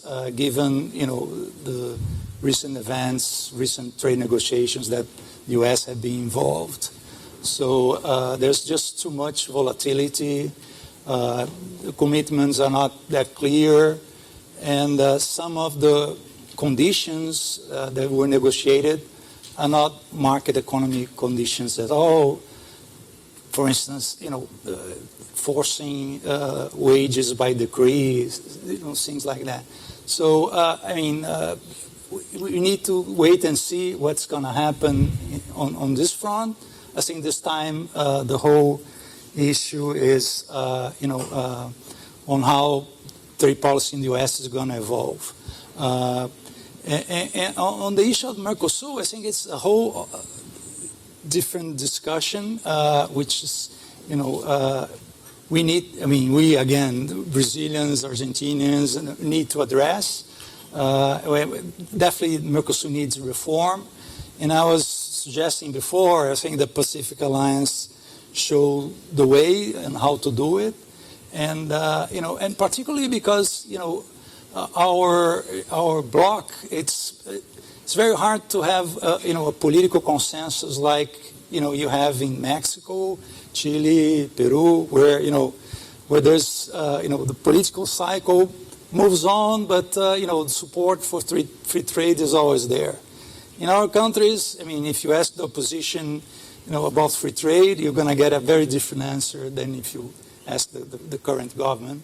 So, we don't want to have, the whole effort of integration, not only, regionally, but with the world, hold back by this, very volatile political cycle.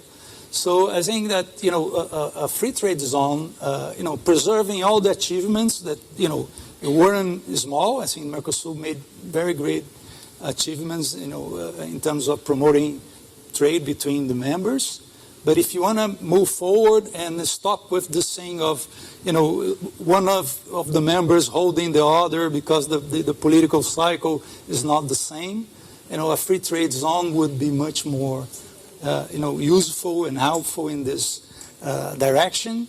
And this would answer the question, if Argentina or Brazil going to negotiate a free trade agreement with the U.S. or whatever country is interesting. They're not going to be held back by politics, by any of the other members. No. Anyone want to comment on a bilateral with a large economy in Latin America? Maybe I will go to the ambassador in Mexico and say, what are the chances that we will get the USMCA approved by all three of us and that we can move forward? Do you have a point of view, and is that being talked about in Mexico? Yes, of course. We have a very clear point of view and a very big commitment towards USMCA. And it was manifested with the almost unanimous approval of USMCA by the Mexican Senate. It was not unanimous, but almost. It had, I think, 2 votes against it and some abstentions.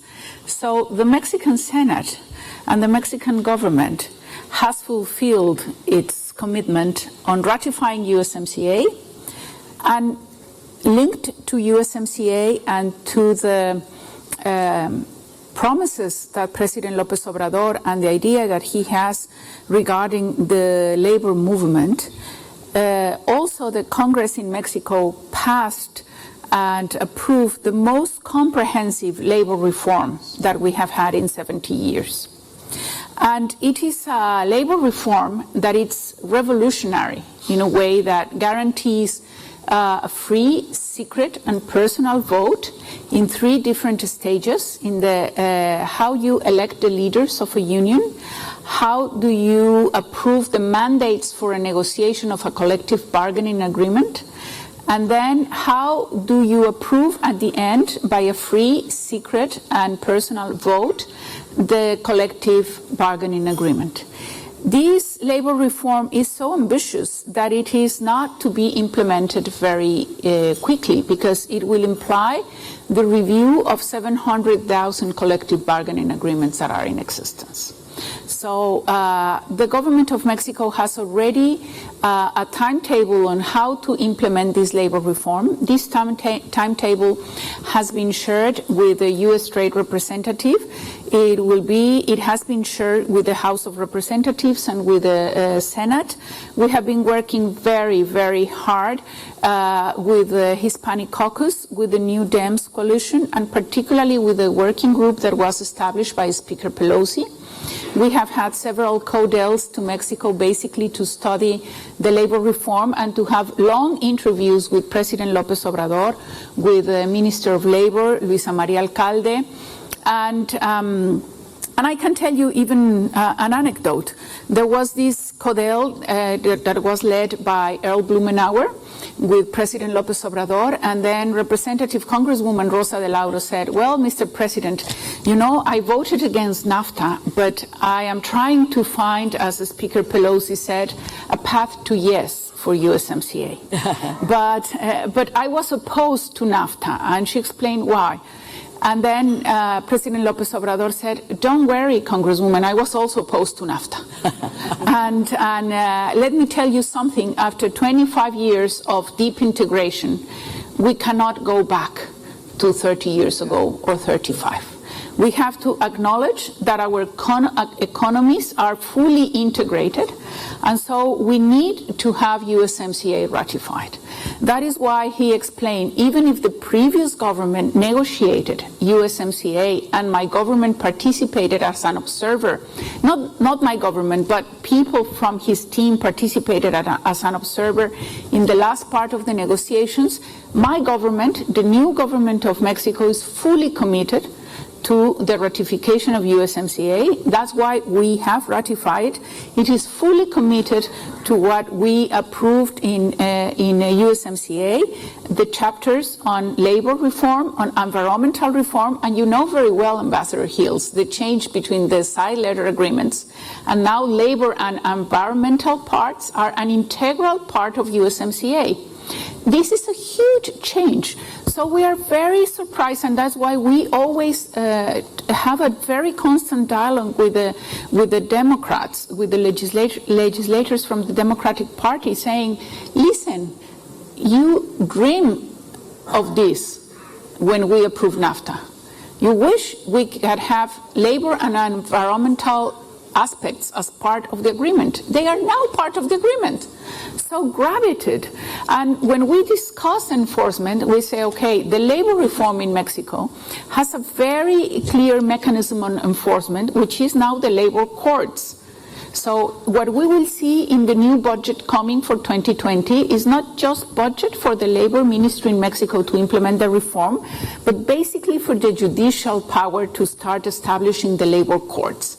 So now the system for arbitration of labor disputes, it has 45 days of an arbitration and try to get a mediation and agreement. And if not, you can go to the labor courts.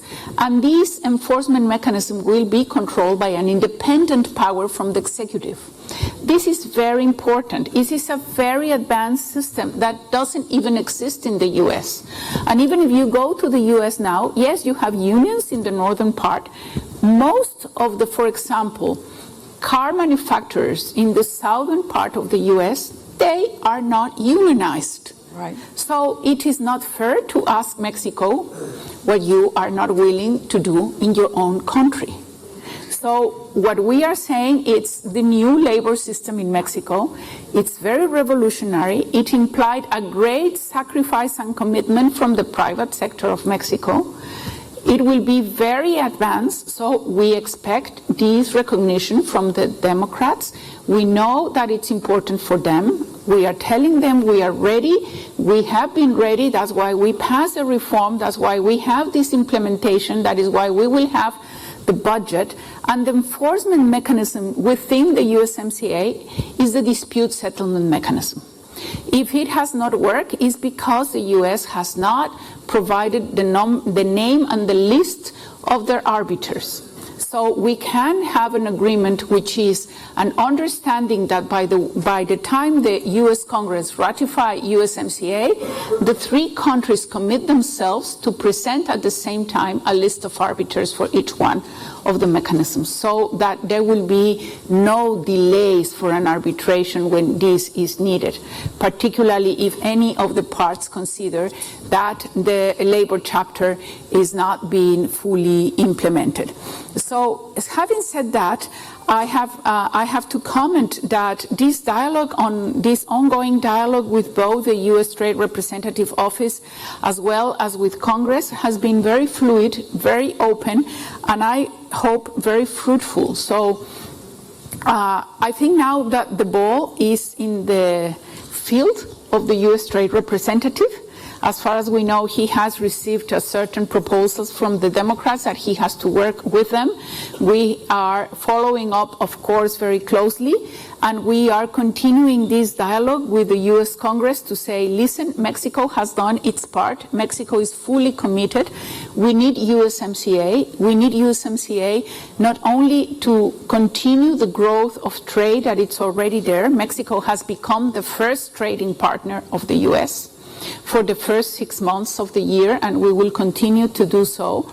And we need this agreement to give stability also to the economies of the three countries, to give certainty to investment and to include, and that these USMCA include chapters that were not included in NAFTA, like digital trade, like fight against corruption, like small and medium enterprises, like mechanisms of consultations with indigenous populations, with gender. So in a way, it's a very, very progressive agreement, and I use the word progressive with care, because when I said the USMCA has a progressive progressive point of view, I think Ambassador Lighthizer sometimes look at me like, what? Let's say, okay, let's say social and new dimensions of an agreement. But I think the main message for all our audience in the U.S. is do not have any doubt of the commitment of the Mexican government for USMCA. And we have been working very hard with Congress, with the private sector, and we think that the ratification of the USMCA is a win-win for all of us. And just showing how open we are, besides, and how engaged we are in this dialogue, we have not only received Codels, but Mr. Trumka was going to be in Mexico these days, talking with President López Obrador, listening firsthand how revolutionary and ambitious labor reform will be implemented in Mexico in the following years. So I hope that we will have good news. We have been very encouraged of Speaker Pelosi's statements about finding a path to yes for USMCA, and we hope that USMCA will be ratified. And this, I think, also will contribute to the image of the U.S. of having a more consistent U.S. trade policy. Well, that's the most optimistic note that I have to be optimistic. Let me go to Minister Gonzalez. And the EU currently has a number of trade agreements in the Western Hemisphere with Central America, the Pacific Alliance. You recently concluded an agreement with Mercosur. How do you see the European energy on trade affecting the trade agenda for the future in the Americas? I think that's a very important question, Ambassador Hills, because I think that the role of the European Union is very important in this hemisphere. And that has at least two dimensions. I think the first dimension is at the multilateral level, in the sense that Mauricio was saying before, and I cannot agree more, that reforming the WTO is of critical importance to the world and certainly for this region. And I think the European Union has taken a leadership role in trying to promote reform in the context of the WTO, and Latin American countries would do well to work together with the EU for this purpose. Second, I think that trade is very important. Let me say this. Trade is very important for Latin America. It represents some 44% of GDP. And China and the U.S. together, collectively, represent about half of the trade with the region. And if you look at investment, trading services, that's even greater. So they're both very important. But today, Latin America is caught in the crossfire between the U.S. and China. It is impacted by China's policies. It is impacted by the U.S. response to China and by the impact that this has on the multilateral trading system. So I think it is important for Latin America to look beyond the U.S. and China, and the EU comes in as a very natural partner. First, the EU is the #1 foreign investor in Latin America, even greater than the U.S. and greater than China, which is very important to know. Second, it is the third trade partner to the region. It has agreements, as you rightly said, with many countries in the region. Last time I checked, it's economic or cooperation agreements with some 27 countries in this hemisphere. So the EU has actually built a very strong foundation to promote integration between Latin America and the European Union. And if anything, this should serve as a wake-up call to other partners in the region as to the potential, on the one hand, that the region has, but also on the point that, well, if we're not ready to move within our own hemisphere, Latin America will also find its way with other trading partners. Yes, absolutely. Well, I'm going to go to the audience, so be thinking of a question that you would like to ask. But for my last question up here, I'm going to ask Secretary Burcher, what's your assessment going forward, speaking for Argentina, on trade? You face a contentious election. And looking back over the past 4 years, how do you see the next 4 years? Bueno, es una pregunta también. That is also a hard question. Right now, Argentina is going through an election process, which is highly sensitive in political terms. Mauricio Macri's presidency did almost a 306-degree turn in international relations, and we continue to have very deep ties with virtually everyone in the world, not only through what we were just talking about, signing free trade agreements through a very dynamic Mercosur in recent times, but also a very much broader and more agile understanding of free trade agreements, and that's also part of what I've seen through my government. But we have have expectations. Our term ends in December. In October, we're going to have the final round of elections. We've already had the first round, but we know that the government gives us a strong push to keep working along the same lines, a line that further deepens the foundations for the future.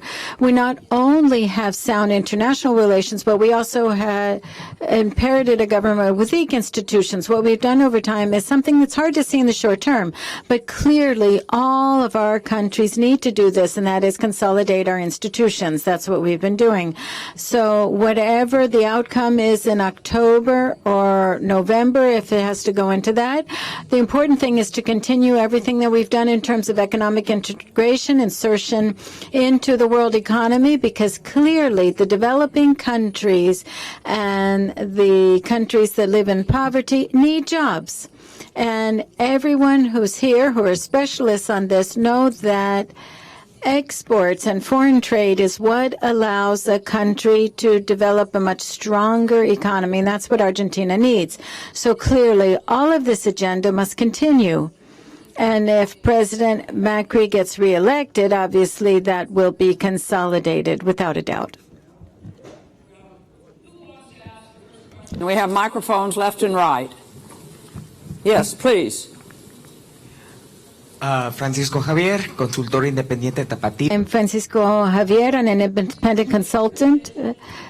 And I said it in address your Spanish. question. Francisco. Ya lo dije en español. Soy de Guadalajara. I'm from Guadalajara. I'm an independent consultant. Cuts both ways. We know that in many ways multinationals already have a lot of access.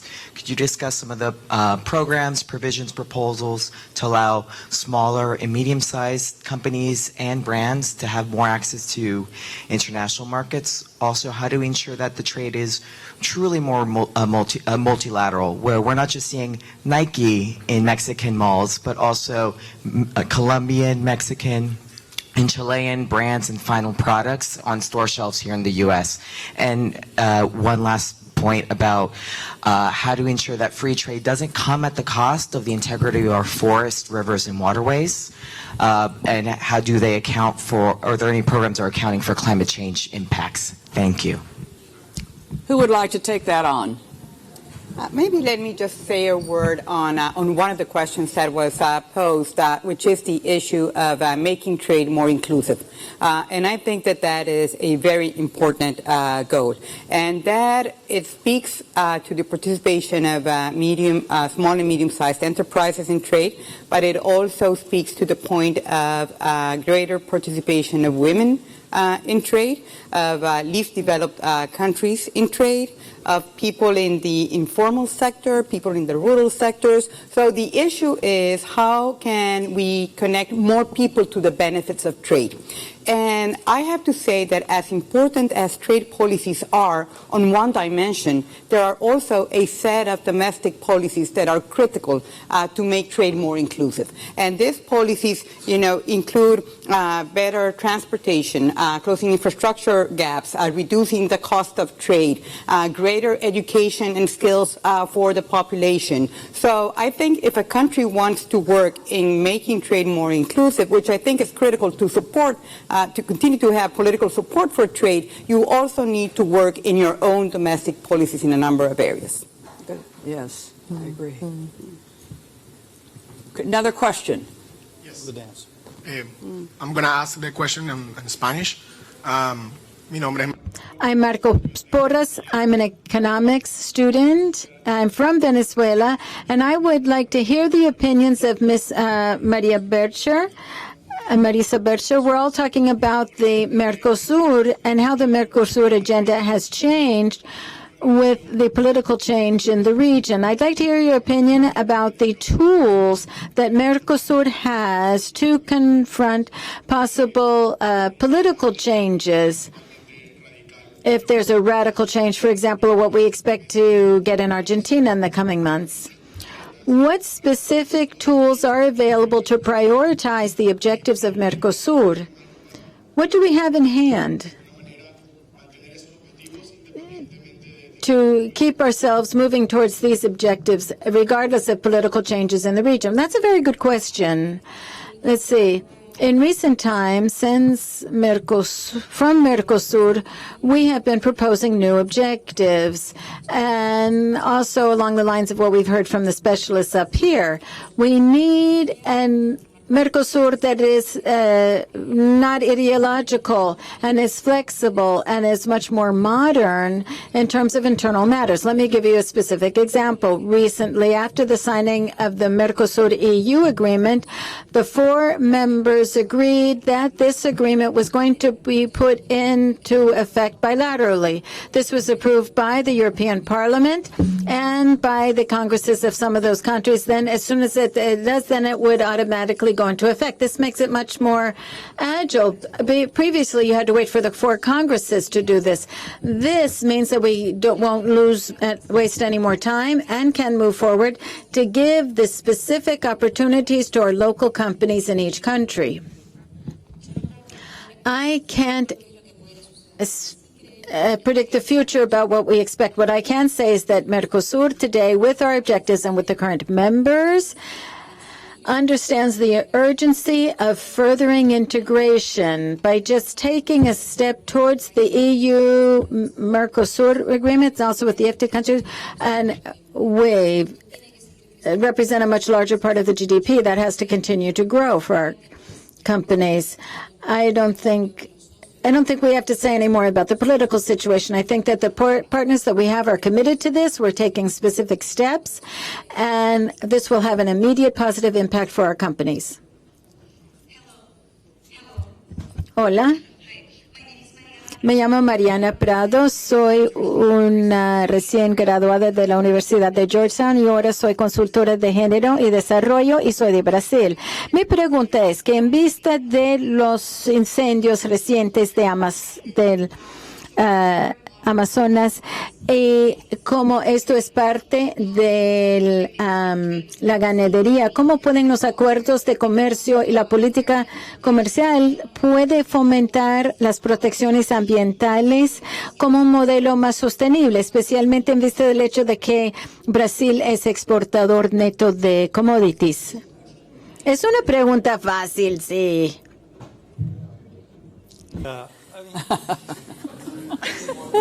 I've been thinking a lot about the rhetoric of trade policy in general in this last 30 years, but we could call it the great liberalization, since the early 90s. And I think we made a mistake of overselling this thing. I mean, clearly the way that this thing was sold, it was a way of, solving all the growth problems, development problems, inequality. It's like trade policies has superpowers that can address all issues that, a society can have. And environment is one of them. I mean, I don't think, and in this regard, I'm pretty much, a follower of Bagwadi in the sense that, I don't think trade policy is the right instrument to address this kind of issues. You need to have environmental regulations, just like you have to have gender. You need to have, income distribution policies and all those kind of things. I mean, trade it's not going to solve that problem. It hasn't solved. It's not like we're starting now, and then we're going to see what's going to happen if we open the economy. We have been opening in most of the region, not all of the region. And, some countries have grown, others keep stuck, in a very low. But that's, it's something to expect because this is much greater, it involves a number of other issues than just trade policy.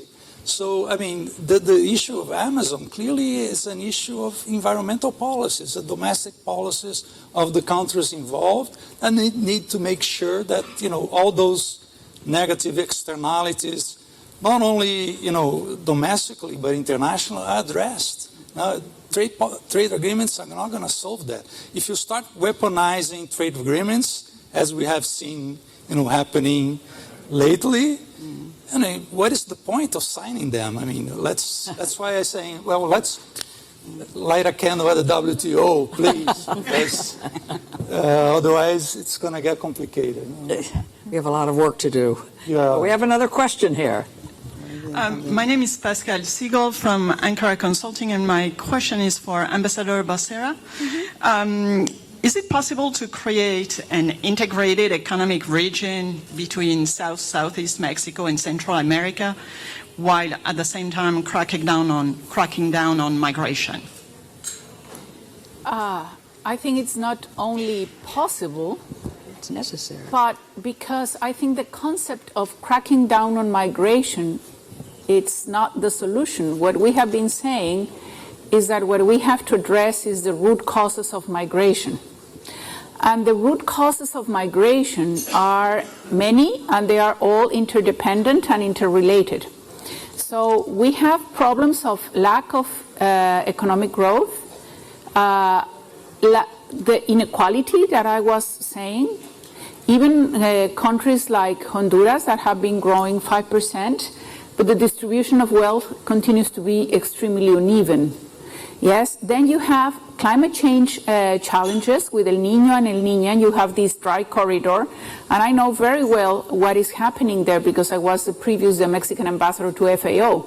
And we have been working very closely with FAO and with WFP in the dry corridor in Central America because 60% of the migrants come from the rural areas. But if you go and see what the U.S. government has been doing with IDB as technical secretariat for Alliance for Prosperity, there are no projects for the rural areas. They are for trade facilitation, they are for economic integration, for nothing for rural areas. So what we are seeing is that the capacity of having a new era or model of economic development in Central America, in the three northern triangle countries, and in the south and southeast part of Mexico, it is very possible and it's totally complementary. It will be very different from the model that we are having now in the Bajío, in the central and northern part of Mexico, that is based basically on the automotive industry. We need to have other kinds of industries and development in the southern and southeast part of Mexico and the northern triangle. Maybe much more based in a kind of not industrialized agriculture, but more agroecology, more organic. We have to tackle, for example, the challenge of the low prices of coffee.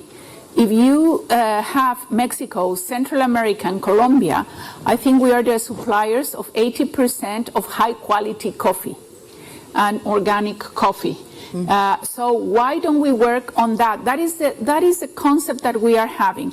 At the same time, most of the energy that is produced in Mexico at very cheap prices, it is produced in the southern part of Mexico because of our rivers. So it's hydropower. So we have a nexus of production in certain parts that we have that we can sell at very competitive prices to Central America. We sell it to Guatemala, but there is a part of 30 kilometers of the CIEPAC, which is not connected in Guatemala, and that doesn't allow that this electricity runs up to Honduras and El Salvador for cheap prices. So when I said there is a model of integration, there is, and it's based on cheap energy and interconnection of electricity.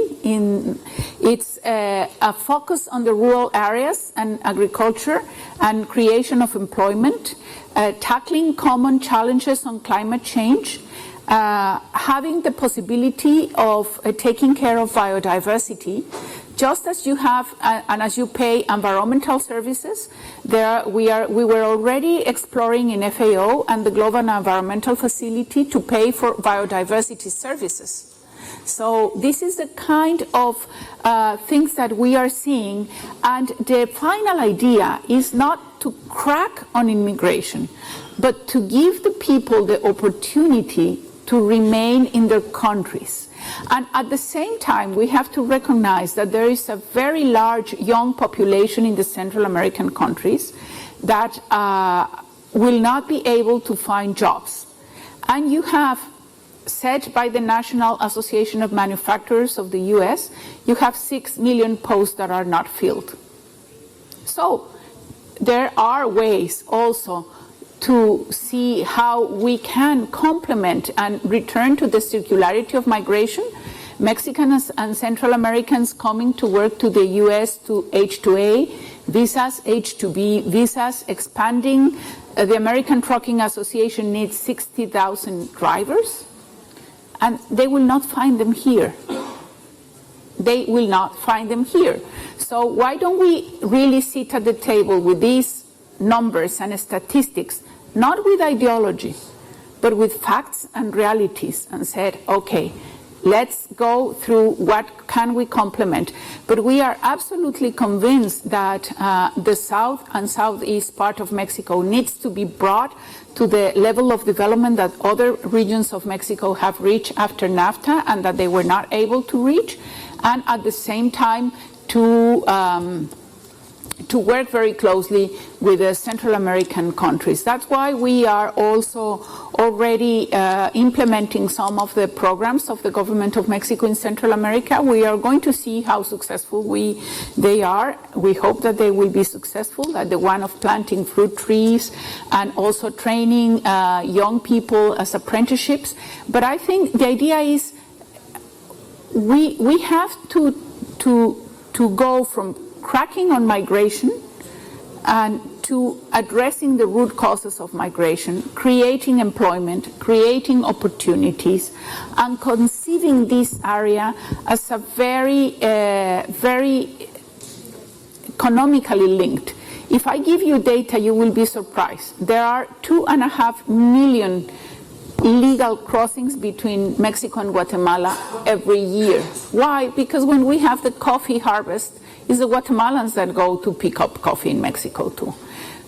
So what we need is to understand better how these flows are working and how to pass them from the informal economy to the formal one, and how to bring people better opportunities, better salaries. But I think they are totally complementary. And another area that we have been insisting with the US government, and you may imagine that we did not consider a good measure to stop the aid to Central America, but we have said, no, listen, all the efforts that Mexico can do, even with Costa Rica, with Panama, with Colombia, even with the European Union, will never be enough if we don't have the U.S. on board. If the U.S. is not totally committed to the development of Central America. Nicely put. Question. Thank you to the panel. My name is Martin Armida. I'm an economist at Daiwa Asset Management. For Ambassador Bárcena, since they haven't asked you too much, I'll throw another one. What do you think of the possibility that NAFTA repeal might still be used as a tool to pressure Congress to pass USMCA? And do you think that that threat may be off the table and we may end up with NAFTA? And would that be an acceptable outcome for Mexico? Thank you. Thank you. I don't like the word threat. I think threatening doesn't lead us to good policy. So I think what we need to understand is that for economic stability of the North American region, of a very important economy like the Mexican economy that is so crucial also for the U.S., we need a juridical framework. Being that juridical framework NAFTA or USMCA. I think NAFTA brought many benefits. It was not equal benefits for all sectors, not for all regions. There were regions and sectors that were losers, both in Mexico and the US and Canada, and others that were winners. But NAFTA being a good agreement for those sectors, it was already an old agreement. So I think USMCA has areas that are very fundamental for the three countries. The information that I have after many long conversations with senators and congressmen is that they think that not to ratify USMCA and at the same time pulling out of NAFTA would be a total catastrophe for the North American region. So I don't think that this idea of using the threat of pulling out of NAFTA to have USMCA ratified is a good idea. USMCA has to be considered and ratified based on its own merits. And we have also said to Congress that it should not be considered also like a fight or an idea, or if we give President Trump a political victory or not. The USMCA has enough merits on its own to be considered like that in the first place. And second, to ratify USMCA is also a gesture of friendship towards Mexico and towards Canada, because it will send the right signal from Congress that they are on board for a common future. So we hope that when USMCA is finally submitted the implementing legislation and it is considered, it will be considered based in its own merits, and it will be considered with this geopolitical approach and friendship approach that Mexico, the US, and Canada to have, even the US being the most powerful economy, they need Canada and Mexico to be competitive. And if after that we can bring Central America and work with Pacific Alliance and Mercosur until we reach this very powerful free trade area of the Americas, then that is maybe the objective in the future. But for now, please just consider USMCA based on merits, based on the absolute need of having a stable and competitive North American region, which is beneficial for the three countries. And don't get it into internal politics, because this will not lead us to any good result. Maybe I'm being too tough, but this is what we have been saying.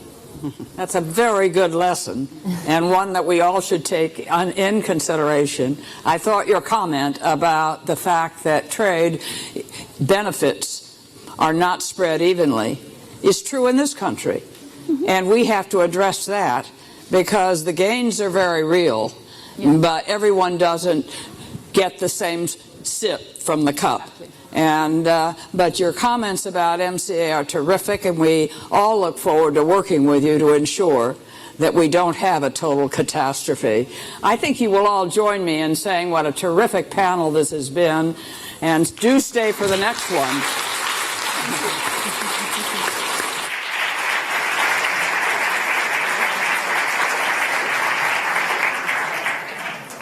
You were all great. Thank you very much.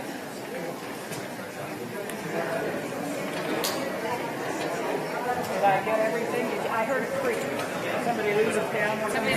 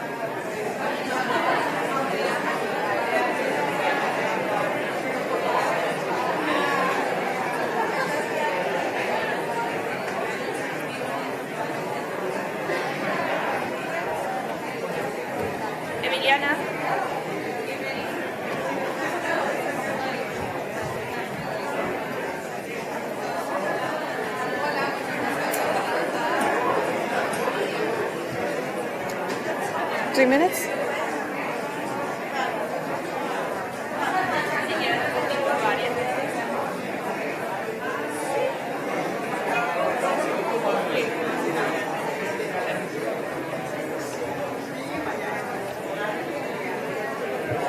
Our next session will begin in the next 3 minutes. Remember that you guys can tag us via Twitter, Facebook, and Instagram using the hashtag DialogoCAF 2019. We'll begin the next section in 3 minutes.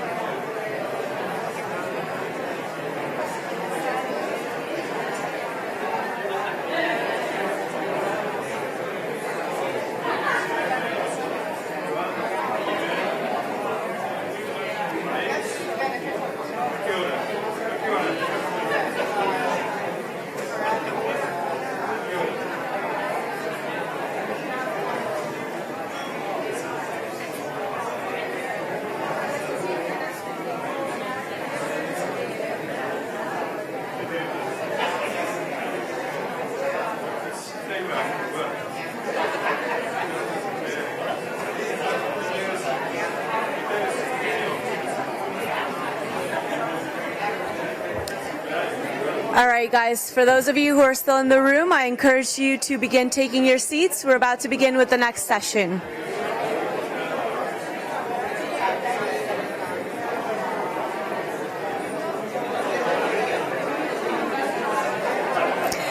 Ladies and gentlemen, we're about to begin with the next session. I encourage you to take your seats.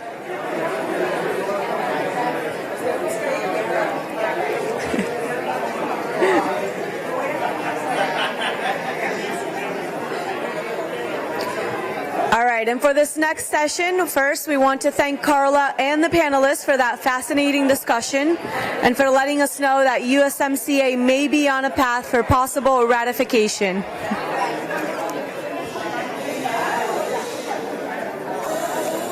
Thank you, guys. Thank you, guys. So again, thank you to Carla and panelists for enlightening us on that session and for letting us know that Pelosi has told her that USMCA may be on a path for ratification in Congress. Our next session will be on China and Latin America relations beyond complementarity. The session will be moderated by Sylvia Pavoni. Sylvia is the economics editor at The Banker, a monthly publication of the Financial Times Group, for which she oversees the Americas coverage. She's an honorary fellow in the Department of Economics at the City University of London and an advisor for the organization called WIL, Women in Leadership in Latin America. Please welcome Sylvia and her esteemed panelists to the stage.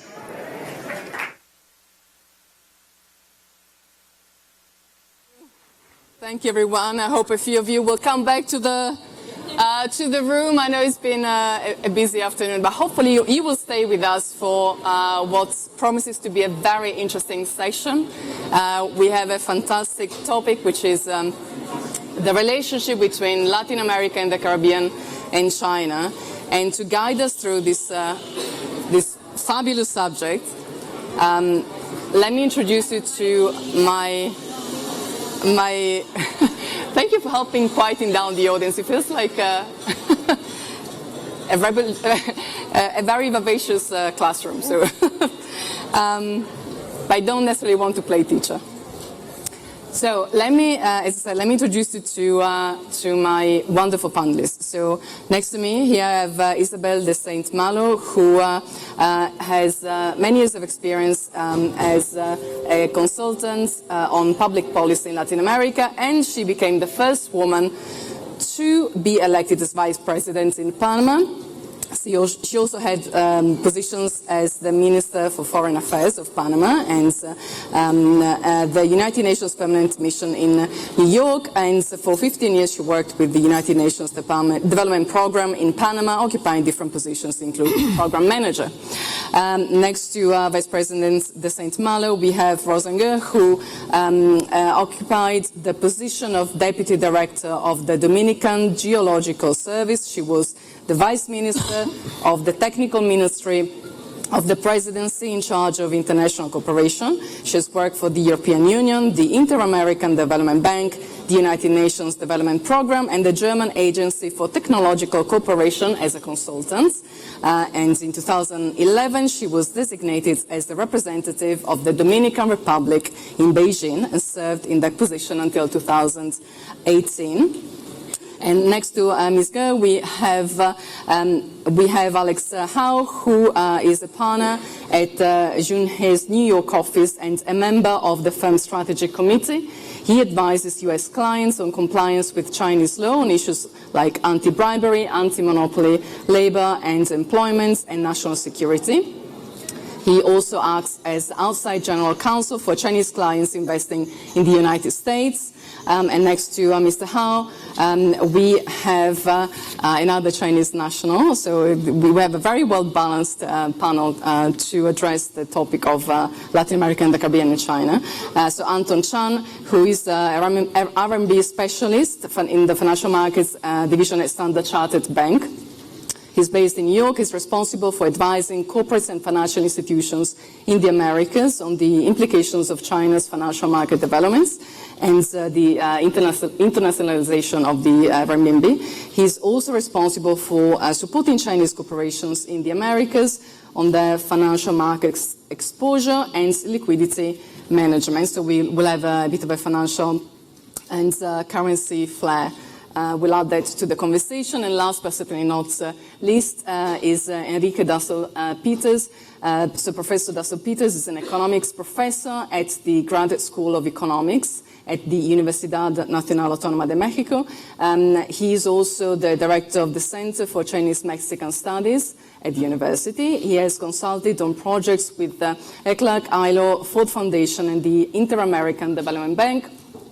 His research has concentrated on theory of industrial organization, economic developments, political economy, as well as the manufacturing sector, trade and regional specialization patterns in Latin America and Mexico. So those so experienced that it took me, how long, like 5 minutes just to go through their very short bio, because the longer version is, will take us the whole hour, potentially.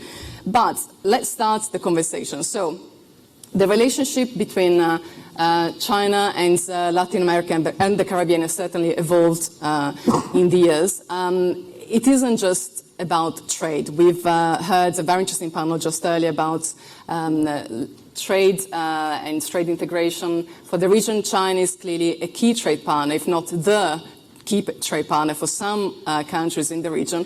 But again, this relationship has evolved, and we now have a dozen countries from Latin America that have joined the Belt and Road Initiative.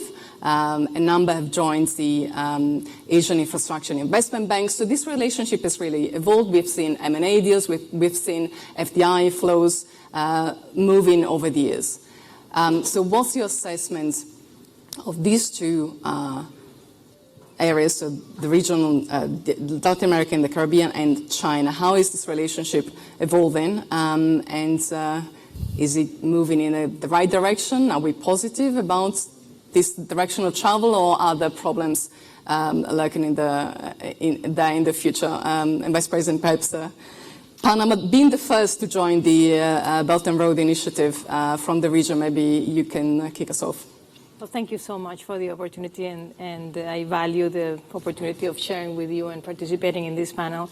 I think it's definitely evolving. It's constantly changing. The shape, it's still being defined. It's definitely moved from a relationship of China looking mostly for raw materials in the region to a China that is currently more and more present in terms of investment, in terms of infrastructure in the region. This is not random. It's not the result of not connected efforts. It's a result of a clear objective on the part of China, by the government of China, of interacting globally more. They have a very clear, specific vision of becoming a developed country, of interacting globally. And within that, they have a very clear, specific objective with Latin America. If you look at China's documents on Latin America, their foreign minister's documents, you will find there that they have a clear statement to become closer to Latin America, to look into this region, and that has definitely gone along with their increasing political presence in the region. You see more and more very high-level authorities constantly visiting the region. You see commercial efforts. In the part of Latin America as well, you find the interest. I am not so sure that all of the countries within Latin America and the Caribbean have such a clear vision of what it is that we want from China. I think there is a clear vision that it brings many opportunities. Mm-hmm. But I do believe that we need to be very strategic into where those opportunities are and what are the sectors of our economies where we would like to work closer with China. I think definitely there is complementarity.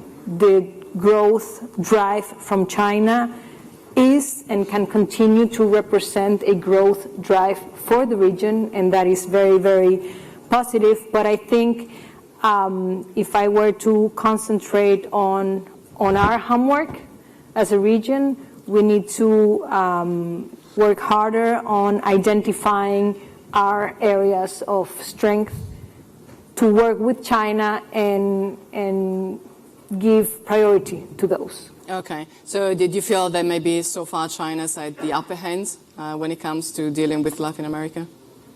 I think that China is very aggressive in dealing with Latin America. I think they are very serious about the presence.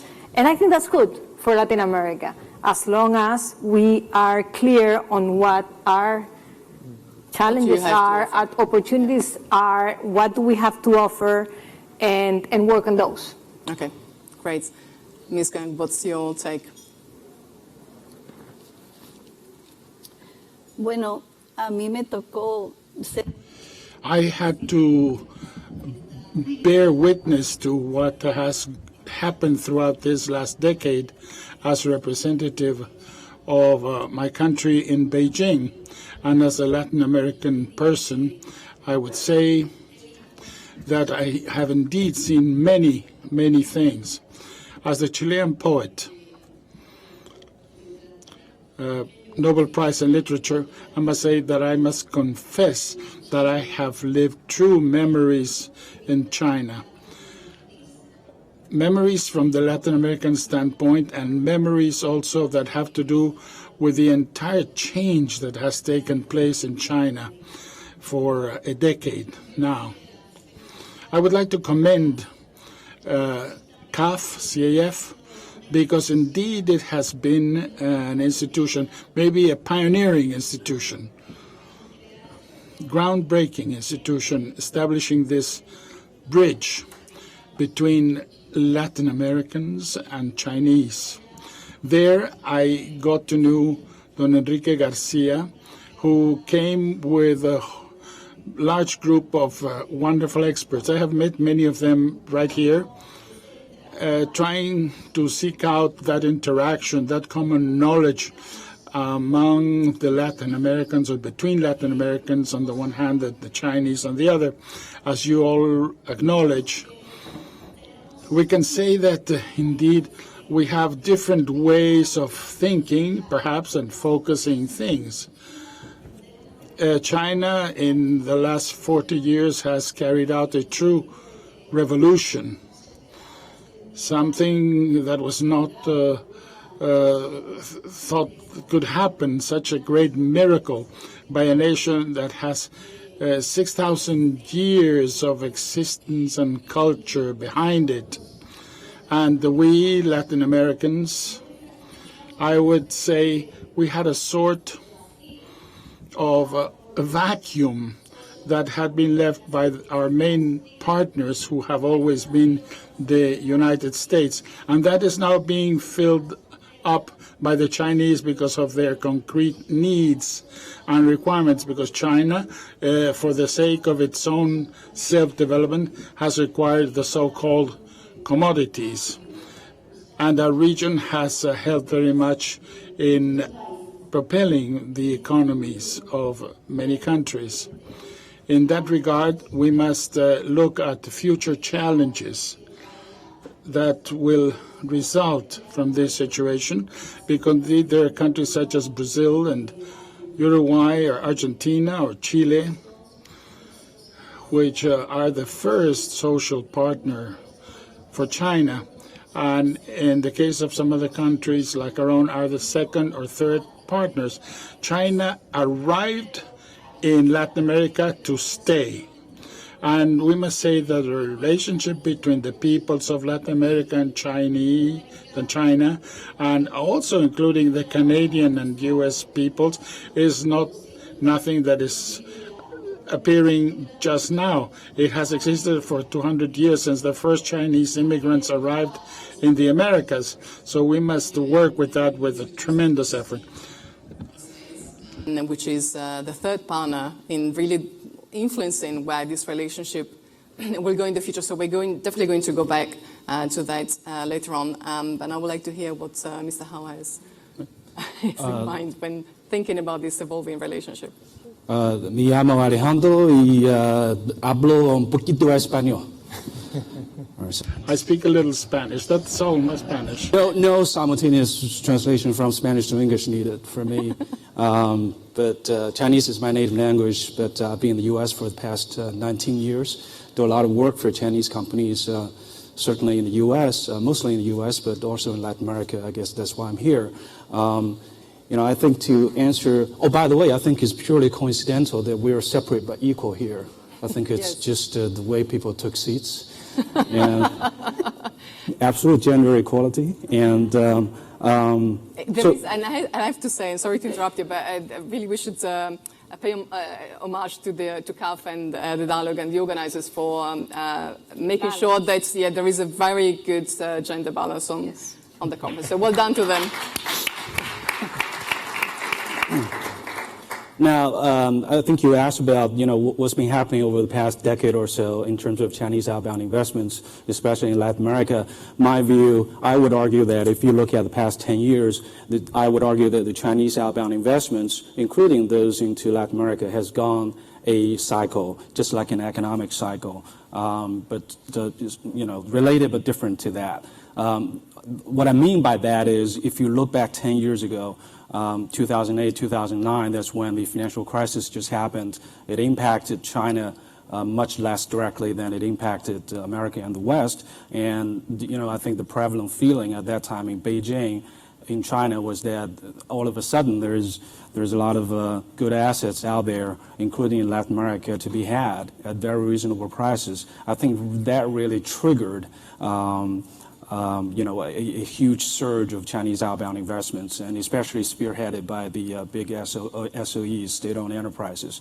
As I said, I've been in the U.S. for 19 years. I wasn't aware. I don't think there was much really before the financial crisis in terms of Chinese outbound investments. So it was really a sea change. And for me personally, even though I do work on a daily basis in this respect, I still, sometimes I wake up on a morning and I feel like, hey, how did this happen? And I think one of you mentioned China as a developed country.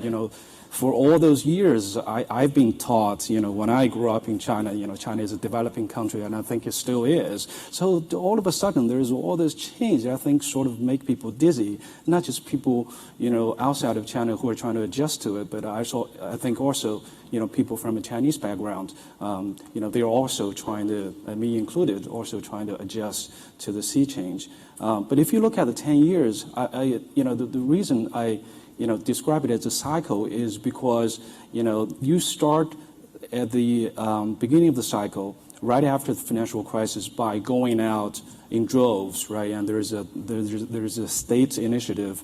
The government in Beijing is really prompting, encouraging, supporting all these companies to go out, and then you go into 2014, 2015, 16. 2016 was really the year when everything peaked, including investments into the United States, I think for Latin America as well. And then you got a lot of pushback, including from the United States, for CFIUS reasons, national security review reasons. I think we'll come to that maybe in a minute, because I do think it's a seminal topic and also very relevant to Latin America. And then you have all sorts of national security and other pushback from the many destination countries, not just the U.S. but Germany, many countries in Europe. It remains to be seen whether the same thing is going to happen with respect to Latin America. But I think where we are right now, so 2017, if you look at 2017 versus 2016, in the U.S., for example, you're seeing a huge drop-off in terms of Chinese investments coming into the U.S., 17 versus 16. In Latin America, I think it's less pronounced, but it's also there. So I think I wouldn't say that we're back to square one after 10 years. I would describe this, again, as a cycle, as a process. I think where we are in the process is that, everybody outside of China and inside of China, people I think need to take stock and think of the past 10 years and see what has gone right, what has gone wrong, what explained much of the pushback from many of the countries, even though many people, including in the U.S., many local state governments, and including many on the federal level, they're very amenable to Chinese investments, but there is a very strong currents of anti-Chinese investment sentiments. I think that's just a matter of fact. So I think it's, I think the good thing about being a lawyer myself is, I'm not really in a position to have to find answers to these questions, but I think it's at least important to ask these questions. I'll give you one quick example to illustrate this point, and we can come back to that.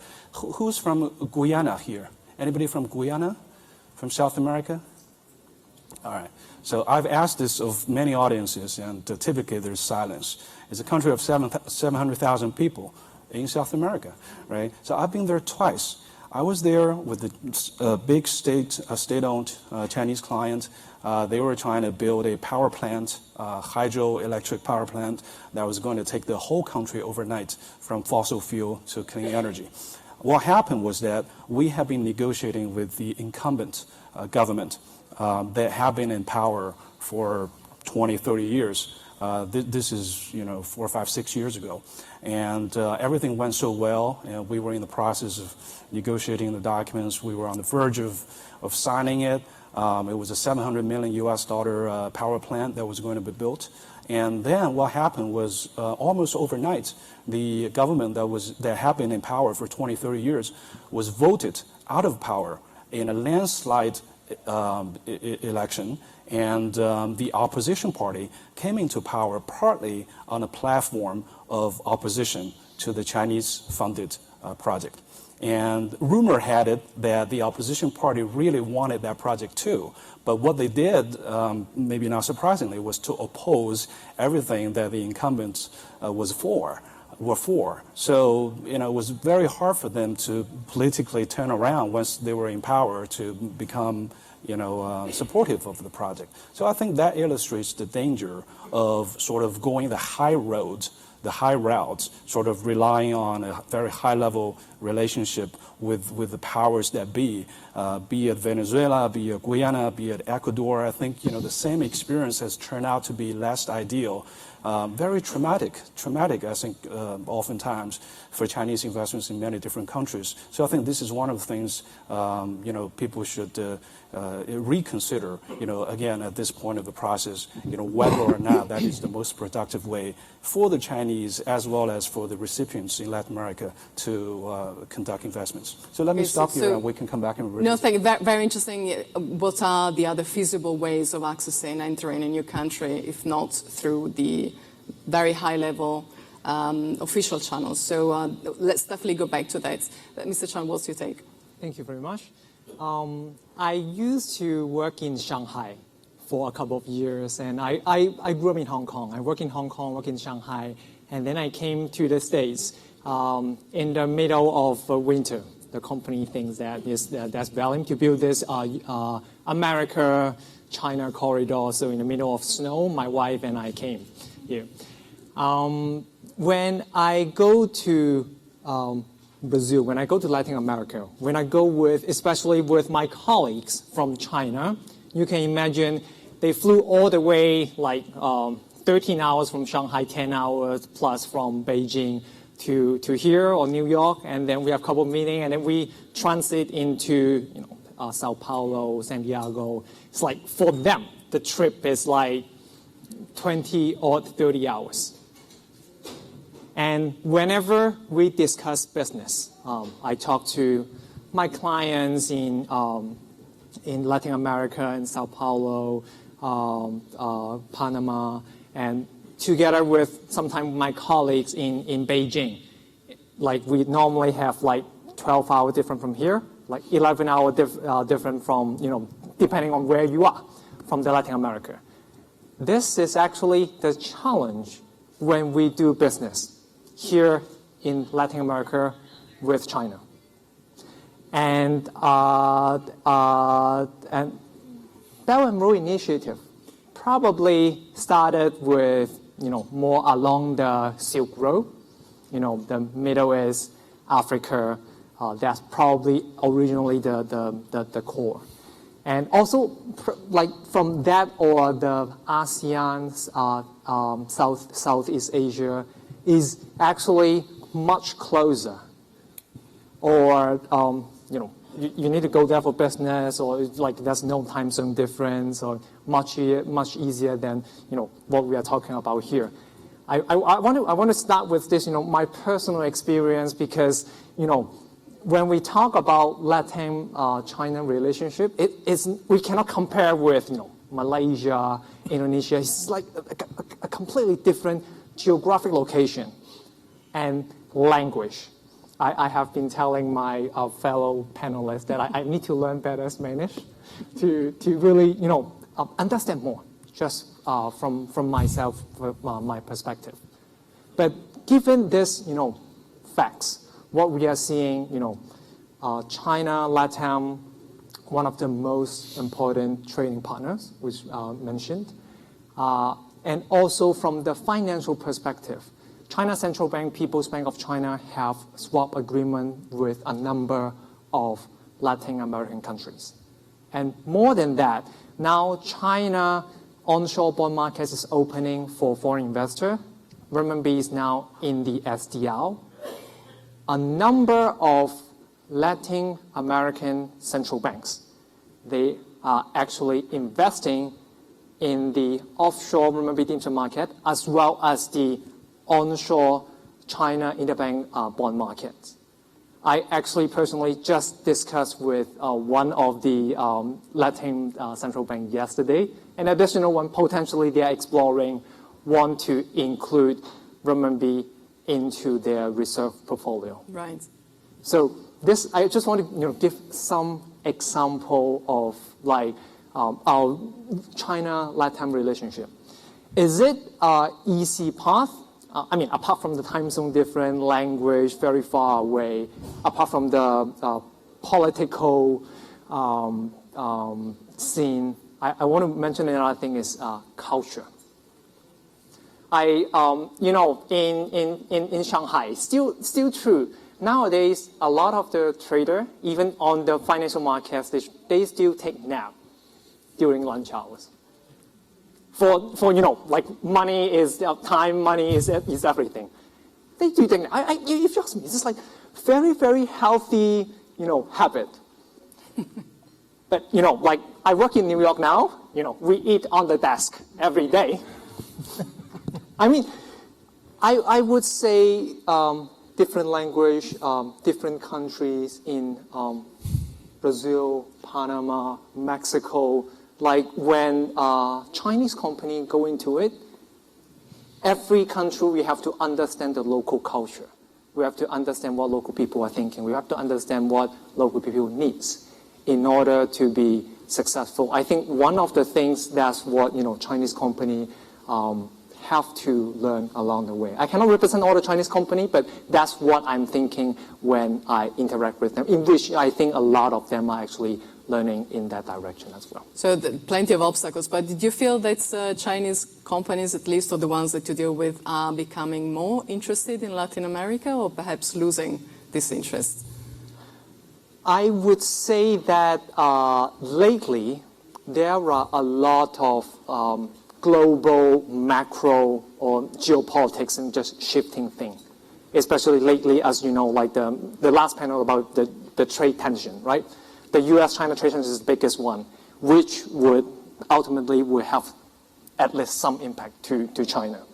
So from that point of view, I think Chinese company, they're also thinking about how they can protect the base. Okay, so in addition to really thinking about foreign direct investment. I think that's probably one reason why Alex mentioned has a drop from the investment from 2016 to now.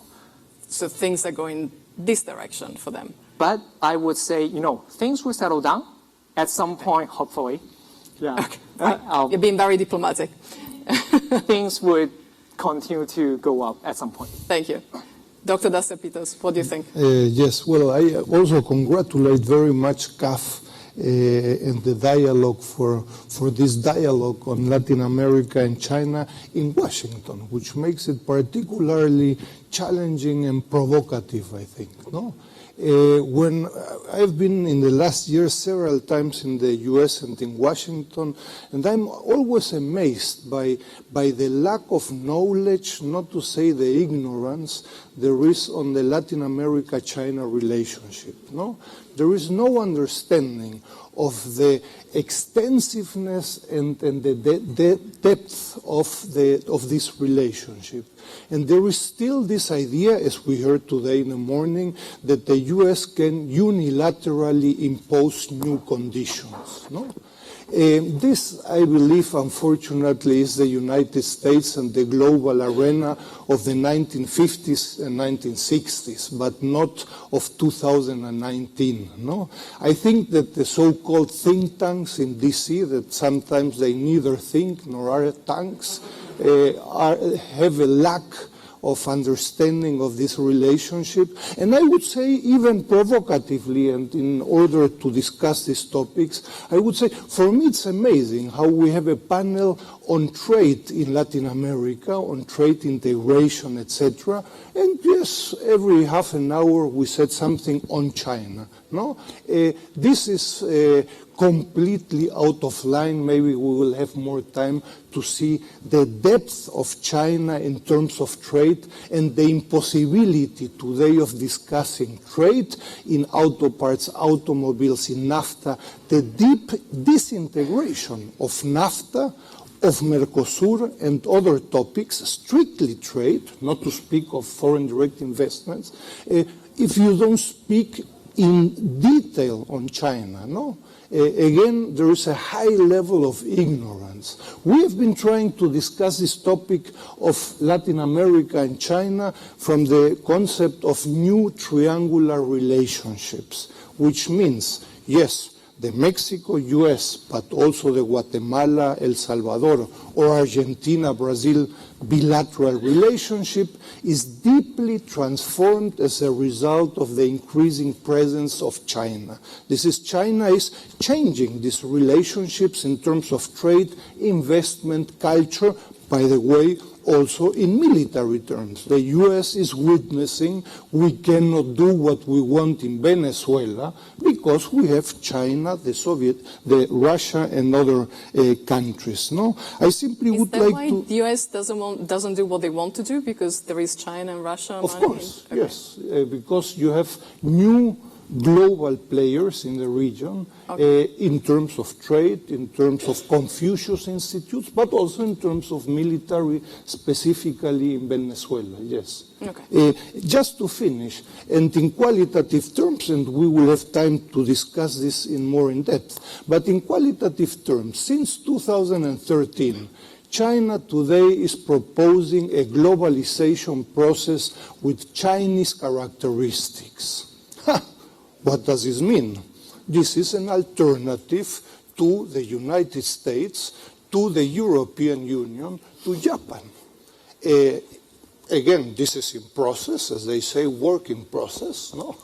With new institutions, parallel to the institutions that we know since the Second World War and as a result of the Bretton Woods systems, under the heading of the Belt and Road Initiative with the Asian Infrastructure Investment Bank, etc. I'm not putting any adjective. It's very easy to say bad, good, in crisis or whatever. I'm not saying, but what I'm saying is that from a Latin American perspective, in this new triangular relationship, all countries in the region, with or without diplomatic ties with China, have to deal with this topic, either in Panama, in El Salvador, in Mexico, or in Guatemala. Guatemala does not have diplomatic ties with China, and still China is the second most important trading partner, and they are dealing with infrastructure, Confucius institutes, and lots of different topics. No? So it's not a unilateral decision from DC to say, we impose you, you are going to deal either with the US or with China. All the countries have to deal with China and with the United States, no? Okay, so certainly the US have expressed their discontent or perhaps concern over China being more present in Latin America, and they seem to be offering also through, for example, OPIC, alternative ways or additional ways of financing, of course recognizing that, however, the financial muscle of China is unmatched, really, by anyone in the world. So how do you see this tension playing out for Latin America? Maybe we could start by addressing what we think the trade wars or trade tensions anyway between the US and China how they might impact Latin America, and then we can maybe talk more broadly about this funny three-person relationship and its implications on the region. Who would like to go first? I think it's a fact that tensions between two superpowers will affect not only Latin America, the world. That's obvious.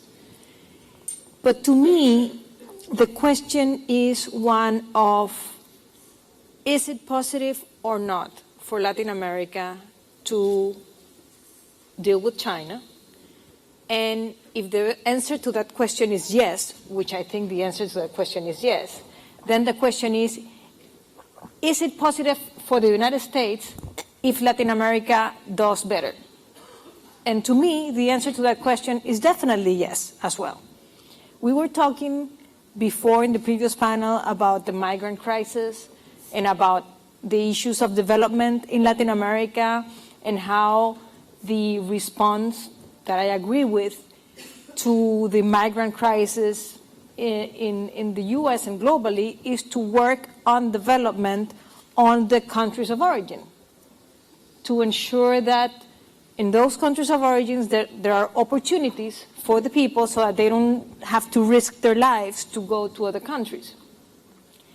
In that framework, I do believe that China, as dealing with the European Union, as trade in general, represents opportunity and possibilities for growth, for development, for new businesses. And if Latin America does well, that's positive for the United States.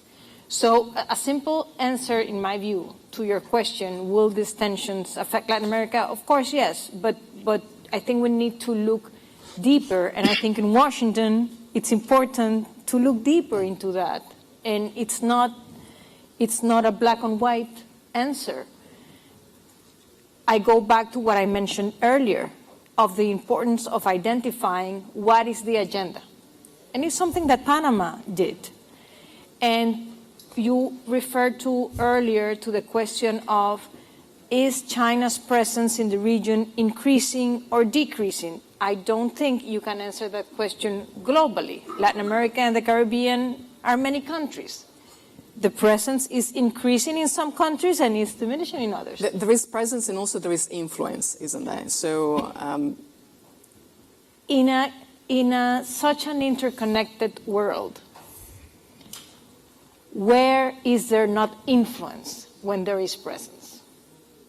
Yes. I don't think that it's something that we can demonize. Every other country intends to influence countries that they deal with. And countries need to be smart, not to let negative influences to your country happen. We need to be smart about it. In Panama, we defined the 12-point agenda when we established diplomatic relations 2 years ago. Yeah. And we strove to work towards that agenda. I think that's critical. It's central to identify what your risks are, to be smart, what sectors of your economy you shouldn't be opening up, which you could. It's a bigger question, I think. Okay. So is China's influence presence in the region being demonized, or does perhaps the states have points when they are concerned about certain terms that may not be particularly clear when a country engages with China? Yo diría que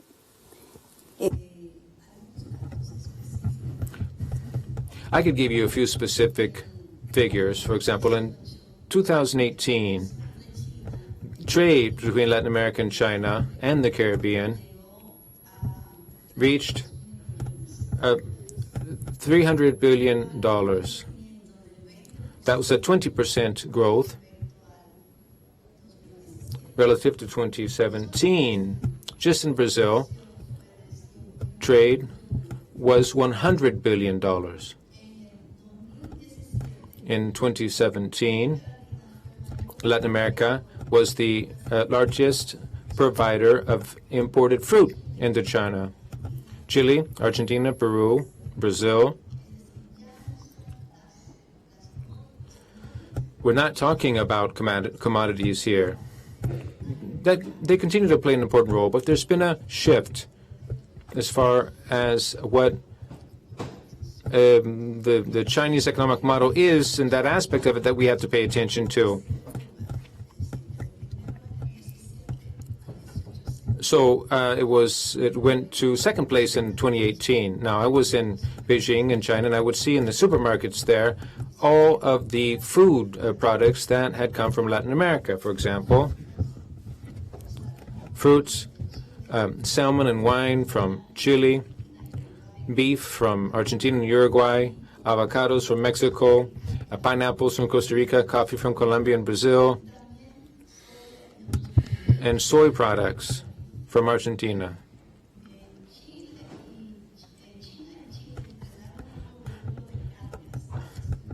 Now, between China and Chile, they inaugurated a new freight flight or route, because given the great distance for agricultural products to fly from Chile to China,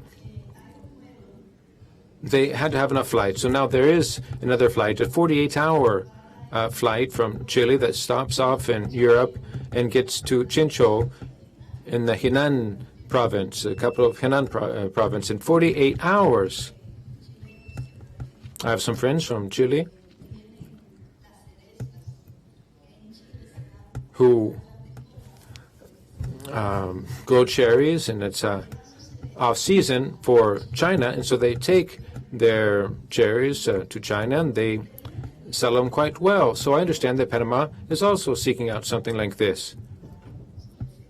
And we'd be happy to talk to you, to come up, to have such a successful direct flight, freight, cargo flight to Henan. Now, investments. From $384 billion in 2018 of investments from China into Latin America. Now, these are a reliable source of information. Now, 220 Chinese companies throughout the Latin American region, 2,000 rather, 200 companies,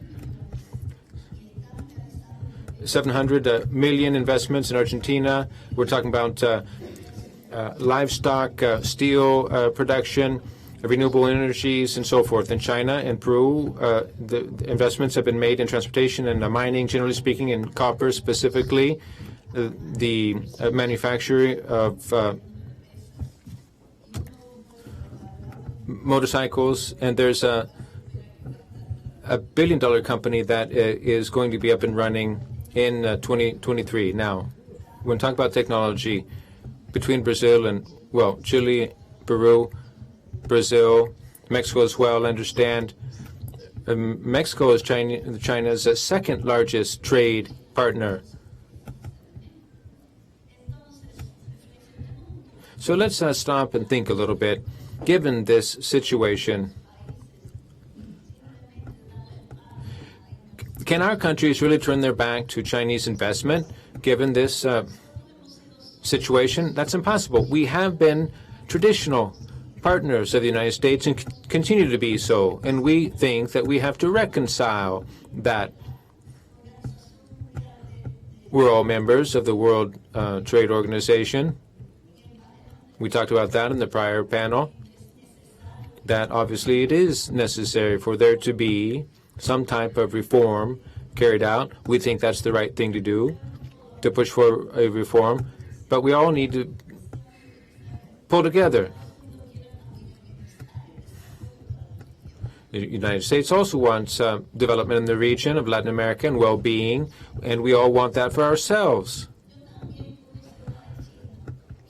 I observed in China that what Chinese leaders want is the development of their own country, their own communities. I was able to speak with leaders of the Communist Party in 2011 when I was in China, and they said, Rosita, we are aware that we can't continue being the world's factory. That was 2011, and they already knew that they couldn't continue growing at that rate. They were going to end up destabilizing the whole world. And there's an awareness in China now to that effect. And that was 2011 when they told me they were going to change their model.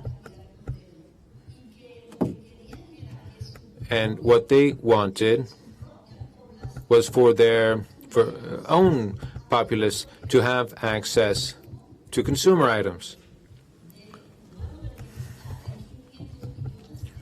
There are 500 million middle-class Chinese, 250 million travel throughout the world, and I come here and I go to Europe and I go to Paris or England, and in all the museums, the only thing I see are the Chinese here in the U.S. All you have to do is walk around the Washington Monument, and you see Chinese all over the place. Times Square in New York. I was just there the other day.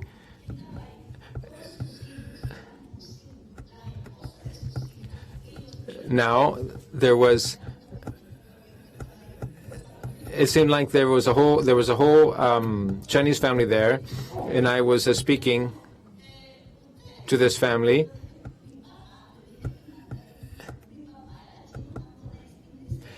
And I asked her, are you from China? And they said, well, my father was Cantonese.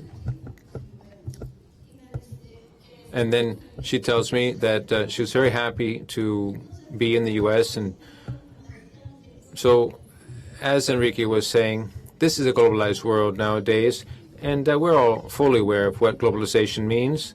What we want is harmony and peace. Just a few vignettes and figures to give you an idea. In that case, looking at the future and, all countries' relationships. But because my job is trying to stir things up a bit, I'm going to keep on asking you where you think the challenges are when in the relationship between, of course, Latin America and China, and how the trade tensions might impact the region. Perhaps it's a positive thing. Perhaps out of all of these tensions between the US and China, Latin America is going to benefit. What do you think? So I will respond by making a few comments. I think we're still on trade war, right? But I try to respond in a broader fashion because I'm aware of the timing constraints we have. But listening to what the others have to say, I'm thinking of several things. One is I think there's going to be, in the foreseeable future, some competition between U.S. and China, and not just in Latin America. I was in Helsinki last week. On vacation, and we went to, as you said, similar to what you described in Times Square, or I'm in New York, but I was in Helsinki. My younger daughter needed to go to the bathroom, and there was no bathroom in the museum that we were visiting, so we went out. We went to a Japanese restaurant. All Japanese restaurants are now run by the Chinese, 98% of them.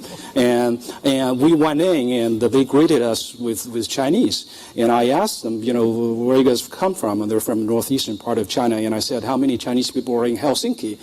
And he said, maybe 30,000, maybe in Finland, but it's mostly Helsinki, right? Maybe 30 to 50,000 Chinese. Bear in mind that the entire population of Finland, the country, is something like 5.5 million people. So you're talking about 1 out of 100 people is from China. So I think the bottom line is I think the competition will be there.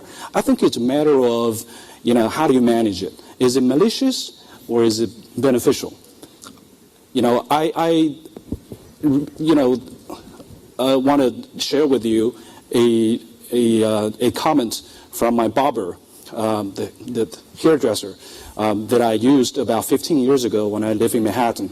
I've been in New Jersey since for the schools, for the kids and everything. But when I was in Manhattan, I used to go to this barber in a basement, something on 43rd Street, 44th Street, between 8th and 9th Avenues. It's really a small storefront, on the basement level. I went down, there's this one guy who's been there for like 40 years. And, this is 15 years ago. So 40 years prior to that. So by now it will be 55 years. So at that time, this guy had been in the U.S. for 40 years. When he was a teenager, he came from Greece to the U.S. He didn't speak any English. Even when I was visiting him, he spoke very little English. And he was very affordable. He was cheap. It was like $10, $12 for a haircut.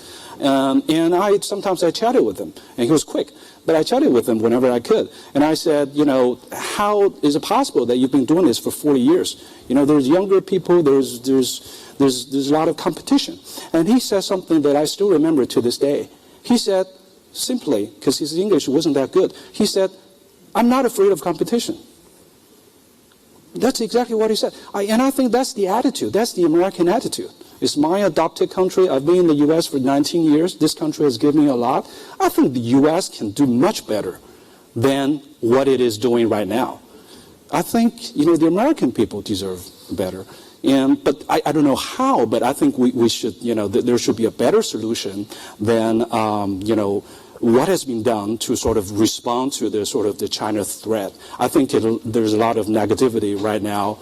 If you go tell people in Panama, tell people in Dominican Republic that, hey, you have to pick sides, either us or them.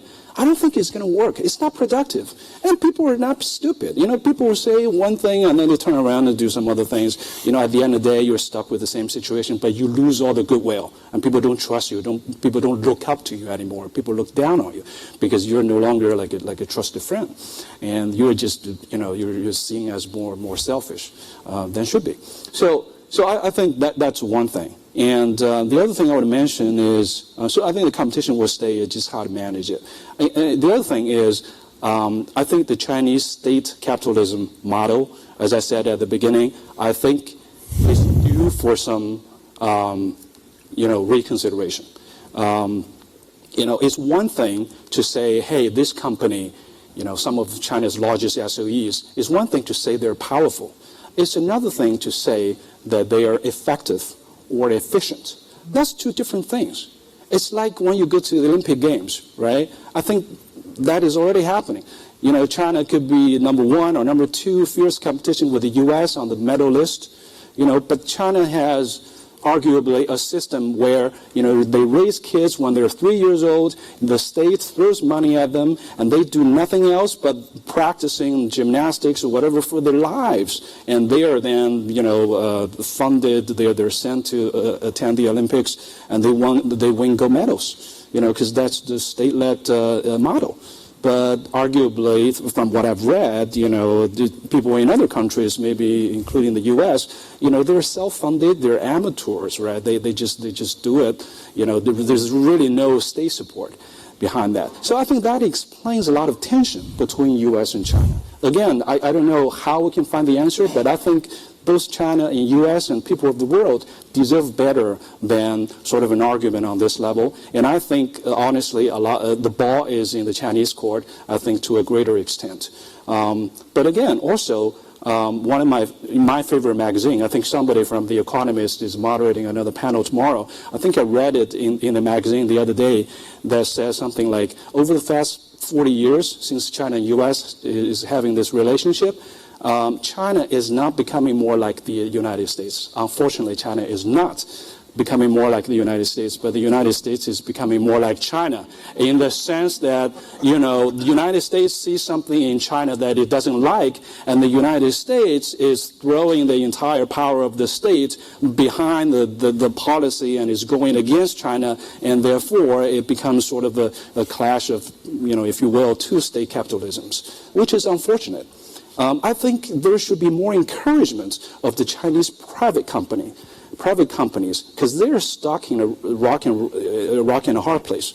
I'm not probably not the time to belabor this, but briefly, the point is this: the private companies in China, if they go to a bank that is state-owned, they want to get a loan. It's very hard for them to do that because the banks are supposed to support the SOEs. Much more so than the private companies. But now, when the private companies come to the U.S., or maybe one day to Latin America, it's already happening in Europe as well, they're characterized as agents of the Chinese state.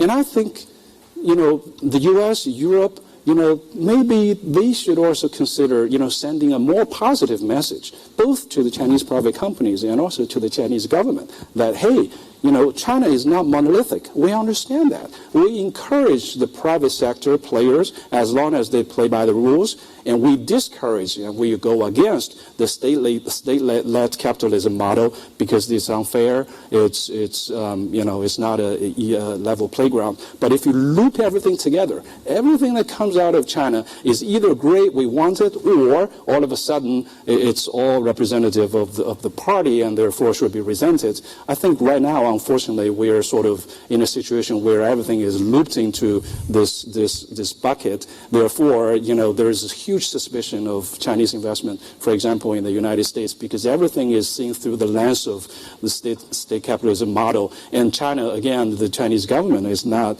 shying away from, claiming that everything, allegedly has its support. Yes, perhaps more the resentment is special.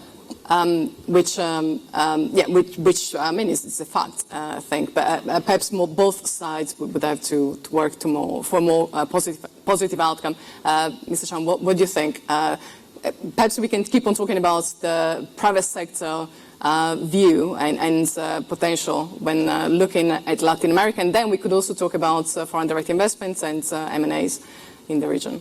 Yeah, I'll go to the private sector. I want to start with, because I heard Rosa talk about the Times Square, and I like the Chinese over there. I'm just thinking, when I go to the Chinatown in New York, I probably find dim sum as good as or even better than Shanghai. I think like a long time ago, there are some Hong Kong people, Guangzhou people came, to the States. Some of the chefs just brought, the expertise here, which is, now Shanghai is not famous for dim sum, it's Hong Kong, so that's why. But I'm just thinking, what's the implication also, from the States and globally when there are more and more Chinese here. Private sector. And also, sorry, their challenge is also when looking at the foreign exchange side of things and risk volatility. I'm thinking about actually there are several specific regions China want to grow that to be more private sector driven. One of them is Shenzhen. Probably you guys heard of it. It's like the technology hub. A lot of technology company, Tencent's there. Actually, a lot of startups there, and they have their own, startup, board of listing. And it is in the greater Bay Area that they want to develop. Being so close, my home to Hong Kong, I always, admire how Shenzhen can be. In the past, the first pilot to be the economic growth, and in the future can be also the pilot of more private sector activities over there. I do hope that there will be more, reform from the public sector to the more private sector. Although lately we do not see a lot of activity going on from there. We do have a lot of very successful private company. No matter banks or tech firm, Tencent, Alibaba, Jingdong, I think those are all because of the innovation and because of the the private sector incentive to grow those company. I just a little of comments on trade before I go to foreign exchange. I'm just thinking if we break down a little bit. This situation obviously is very challenging for U.S.-China trade, challenging for U.S. and China. But I'm also seeing from the market's perspective, people are talking about probably it would be good for Brazil. In some sense, Brazil would export more soybean to China, and probably would take more market share. Good for Mexico, would export more to U.S. So actually some of our traders quite positive to the Mexico currency because of that, conversely. So in probably the investment from China, globally will decrease given the situation. But some individual country could still may have some benefits. So I just don't want to say everything is challenging. Of course, to us or to U.S. here is very challenging. And on the exchange rate, there's just too many things happening in August, which is supposed to be a quiet, month. Renminbi itself is passed through 7.0, has been depreciating, over 3%. Actually, if you ask me, I think it is good that they do not have to defend a certain magic number and let the currency flow more market-driven. That's, I think, is a good thing.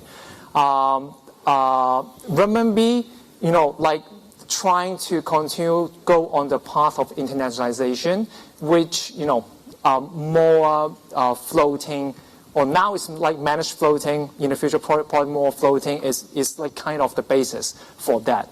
And lately, I have been hearing a lot of clients asking whether in the future they could also invest in renminbi, the offshore renminbi CNH, using this currency to invest, in addition to US dollar. I mean, US dollar, of course, is the global currency still, but there are a lot of discussion on that, also on trade And trade in renminbi as well?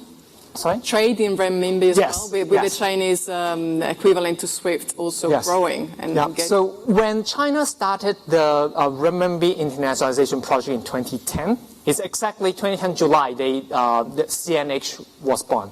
They said want renminbi to be a reserve, to be a trade currency as the first, and then to be an investment currency, and then to be the reserve currency.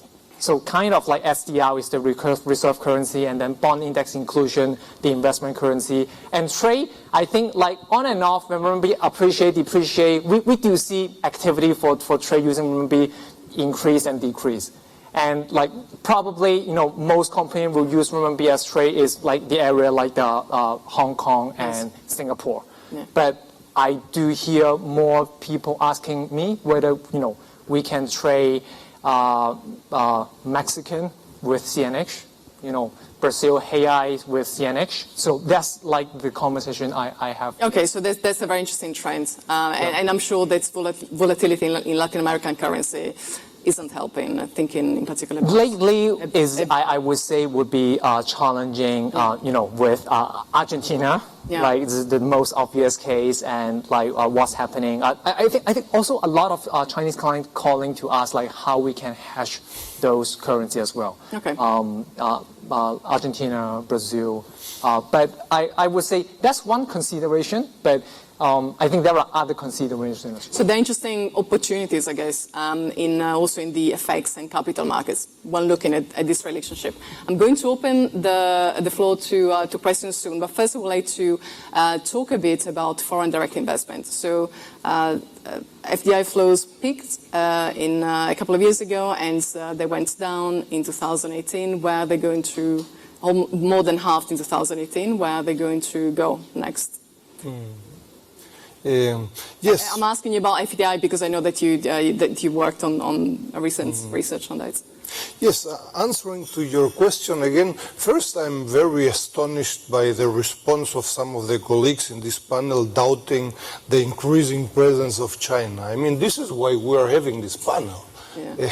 It's not on Russia, it's not on India, it's on China, because China's presence is in culture, in political, in trade, in any country. Tell me one country where this is not the case in the last 20 years. I mean, from Cuba to Venezuela to Panama to Mexico, in all countries, the presence of China qualitatively and quantitatively has increased drastically. And this is why, of course, the United States feels threatened.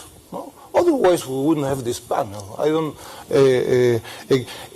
Last year, we did a study for the ILO, the International Labour Office. China has generated in Latin America in the last 15 years 2 million jobs. No? So it's not only trade, it's not only FDI. 2 million jobs, that's more than the economically active population of full countries. So this is serious. No? In terms of trade, for example, just to have an idea, China is deeply disintegrating the integration process within Latin America, and particularly of NAFTA. The US has not even noticed this. No? They think that Mexico is stealing jobs and I don't know what. Just to have an idea, in the last from 2000 to 2019, the share of Mexico with U.S. trade fell from 82% to 63%, by almost 20%. What is the counterpart? China. China has increased from 1% to 12%. So China, the big loser of China's increasing presence in Latin America in terms of trade, the big loser is the United States. And so when is the United States going to start discussing competitiveness in particular value-added chains, electronics, auto parts, telecommunications, instead of blaming all the world, no? From China to Russia to India to Mexico, whatever. And this is the case regarding foreign direct investment. Just to have an idea, again, we could have a seminar on this, but China in the last 10 years has been annually investing $11 billion in Latin America. 11 billions every year, no? And changing drastically. Many people in academics, in politics, still think, yes, Chinese are only searching for raw materials in South America. This is completely outdated. No? Again, I invite to whoever is interested in these topics in the auditorium to integrate to these discussions with Tsinghua University, with PETA, with Hong Kong University, and in Latin America. No? Again, because I think the think tanks in Washington are not doing a good job. No? China in the last 3 years is investing in services and in manufacturing, away from raw materials. China is changing the countries. Historically, China invested massively in Brazil, in Argentina, and in Peru. Today, the main countries are Mexico, Chile, and Peru also. And the property of the firms is also changing very substantially. Historically, up to 85% of Chinese firms were public firms. Today, this is falling to less than 20%. No? So again, we have to update, we have to integrate, and we have to be specific. We need specialists on trade, not a holistic view on China. Who thinks that China is good? And 20% says yes, 80% no. We need specialists on trade, on investment, on infrastructure, on financing. Many people still cannot distinguish between an investment and infrastructure. And we put everything in one bottle and we speak of nothing. No? So again, welcome and integrate to the existing efforts in China and in Latin America. Okay, great. So again, you're calling for think tanks and Washington in general to become more of an expert on China. And I would like to say, though, that the Dialogue has a fantastic China-LatAm program, which is headed by Margaret Myers. I'm not sure whether she's here, but they have also a fantastic database on China-LatAm financing. So I think it should be mentioned. So there is someone who is actually looking and is an expert on China in Washington. Right, so yeah, there is already a question over there. If you can introduce yourself and state the company you represent as well. Hello, how are you? My name is Gonzalo Paz from the School of Foreign Service at Georgetown University. I would like to take advantage of this panel to ask this question, very short question. We are very interested in international relations about continuity and change. And we have very important political change in two countries represented in this panel, in Panama and Mexico. So I would like to ask the Vice Minister Navarro and Dr. Enrique Dasso to assess the degree of continuity and change in your own countries. Of course, the case of Panama has been very recent. But I'm very sure that there will be some insights that will be very useful. Thank you very much. Thank you. I'm going to take another question as well, so we can answer them together. Yes, please. Hi, this is Yep Trin from American University, an American citizen who lived a good part of her life in Asia and have known the Chinese influence. I am particularly addressing two of them here, Anton and Rosa. First, I'll let you know what I think. Then I'll pose the question. Mr. Anton, despite your illusion that the whole thing is about trade and competition and the United States could have done better, I say, I think I came to this conference and heard the first part, that it wasn't about trade. Had it not been for the United States, do you think China would be where it is today? No. The question is not trade, Mr. Anton. The question is, under the disguise and propaganda of Belt and Road Initiative, what is the true motive and intent of China for political and military strategic aim and ambition. Take South China Sea, for example. What is the need of building cemented military structure over coral reef? Okay. All right?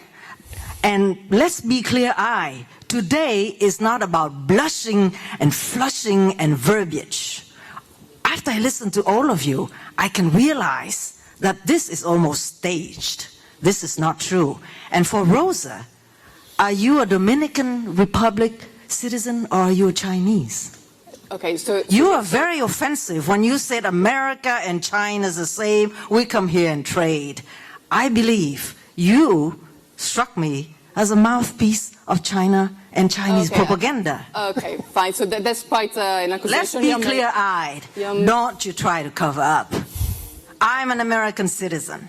I've watched everything. I spent a good part of my life in America. Okay, thank you for your contribution, and I'm sure our guest will want to... Sorry? Did you say good luck? Okay. She described that you said? Was it you? Or? It's a cover-up. Okay. Again, it's a strong accusation. I'm sure... well, I'm sorry you feel this way. So I'm sure the guest will want to address that. Would you want to start by addressing this, and then we go to Panama and Mexico? Sorry, you me start first and then go to... Yeah. First of all, thank you very much for the comments and for the questions. And I think from my experience, like when I talk to clients, from China, first of all, when they want to invest abroad, probably there are some, agenda I may not know. But like at the beginning, I understand from them is they would like to diversify some of their assets from China. Like a lot of, basically, Chinese normal citizens, all the savings mostly is still in China, right? I felt like a couple years back, like that's the first trend, like want the diversification of the assets. And lately, I have to say I also see a trend. More and more client is asking and telling me that they have a higher and higher standard, or they need to meet a certain return when they go out for investment. I am actually not sure. Probably that's one of the reasons leading to the drop. Maybe. I'm just trying to say, Okay. that's my personal experience. Like behind, like some of the things I see. I may not be. I grew up from Hong Kong, so I may not be totally can represent. I definitely cannot represent state-owned enterprises or the China government. No, of course. Yeah, but that's my banking experience. Okay. Would you like to offer a response? Yo quería señalar que I would like to highlight, I don't know, I am a very proud Dominican from the Dominican Republic. I love my country profoundly, the one I love the most. And very happily, I'm also a descendant of Chinese people. My grandfather and my father came to the Dominican Republic in 1920. My mother was Dominican, and I learned my mother's language. But I also learned a lot from the actual philosophy and culture of my father. My father was a Buddhist. I am a Catholic, but I have full respect for Buddhism, its philosophy and religion. Former President Fernandez had the trust in launching a decree as a president and sent me to China in 2011. Before that, I had already been in China back in 2005. Enrique knows me well because he would come to China also year after year. And I went with him. I had the mandate given by my president to do what I had to do, to have us sign a relationship between China and the Dominican Republic. Why did we do so? I will tell you why we did it. Because the DR and China had an agreement for commercial exchange of the so-called trade development dating back to 1993. And our relations, in spite of the existing limitations where we did not have a diplomatic relationship, the same as the case of Panama, China has a certain system that has worked well for them. We have a different system entirely, and we respect, and all that we say is in keeping with the democratic institutionality of our country. We have two different ways of thinking. I stated this in the beginning.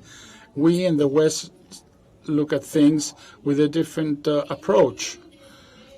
In the East, things are seen in a different way. If you were Chinese and you are a Chinese who has become an American, you must live within that cultural duality. I am bicultural, and I do not feel that I'm less because of that. To the contrary, I learned to respect my father's culture and also to defend the cultures of the West. So I think with that I have responded to the question. Not addressed to me, but I'll be very quick, I promise. Well, first of all, I don't think nothing here is personal, right? And second of all, I think I appreciate the straightforward comment. I think it's thought-provoking. And I think it highlights the point that I made earlier, that it is now increasingly hard to tell the difference between, basically the bottom line is once the money comes out of China, it's increasingly difficult to tell whether this is money from the party, from the government, from the SOEs, or this money is from the private sector. I think that's just a reality, and that there is an increasing trend of confusion. And sometimes it's intentional, maybe, where the money comes from. They want you to believe one way as opposed to the other. And China is changing, and in this respect, I would argue, it's not changing in a very positive way. And I'm not saying that state-owned is bad, private is good. Let's leave that judgment aside. But if you can't tell the difference, then people couldn't react to it. And then that lends to confusion, frustration, and suspicion, and resistance on the part of the destination countries. And I think, we're seeing that in U.S., in Europe, less so in Latin America. I think that's the topic that will need to be addressed in the next cycle. Thank you. And now we move on to the changes in Mexico and Panama. Leslie also wanted to comment on this. Yes, the concept of new triangular relationships is not an academic abstract concept, but it becomes very concrete for the case, I think, of Panama, of Dominican Republic. I've been in several countries of Latin America in the last weeks and months, including Mexico. The dilemma is, from the perspective of the Mexican government today, for the foreign minister, the minister of economics, etc.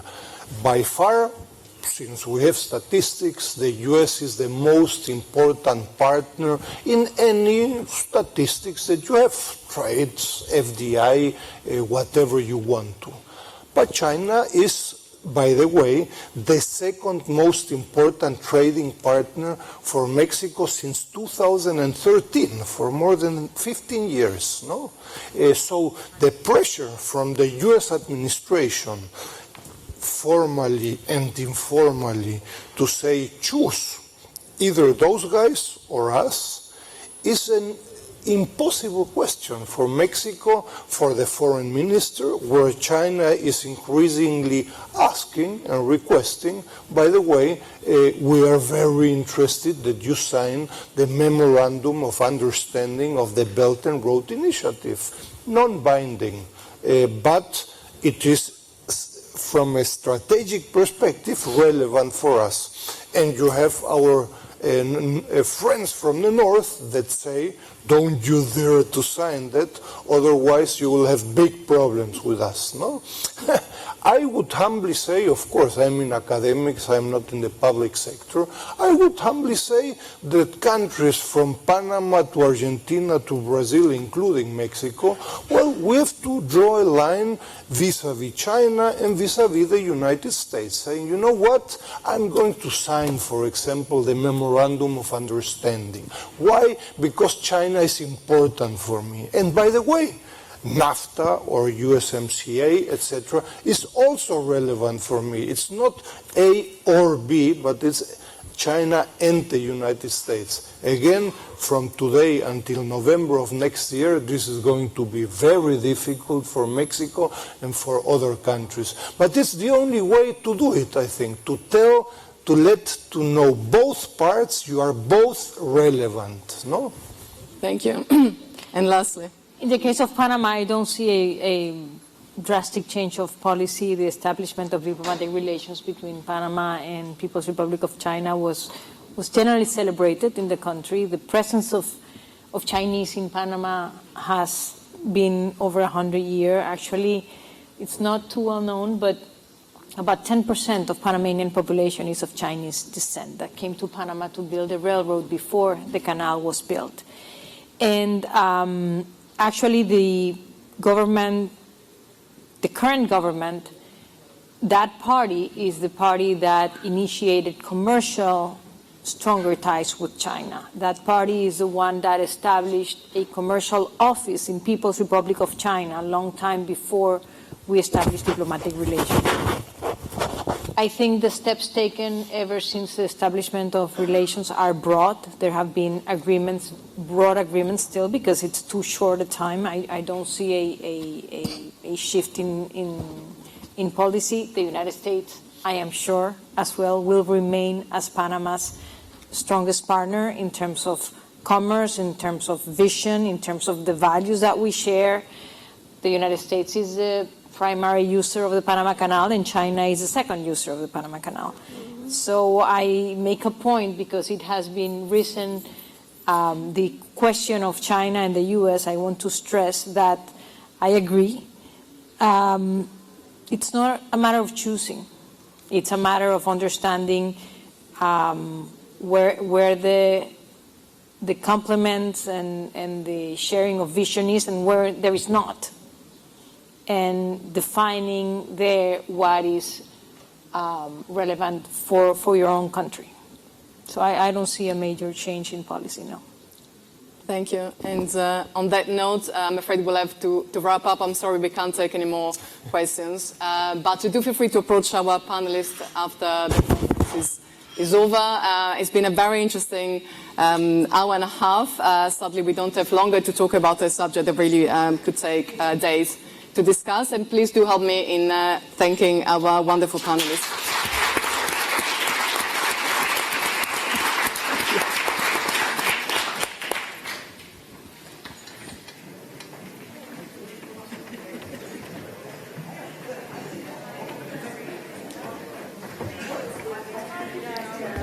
Thank you guys, and thank you everyone for being here. Please remember to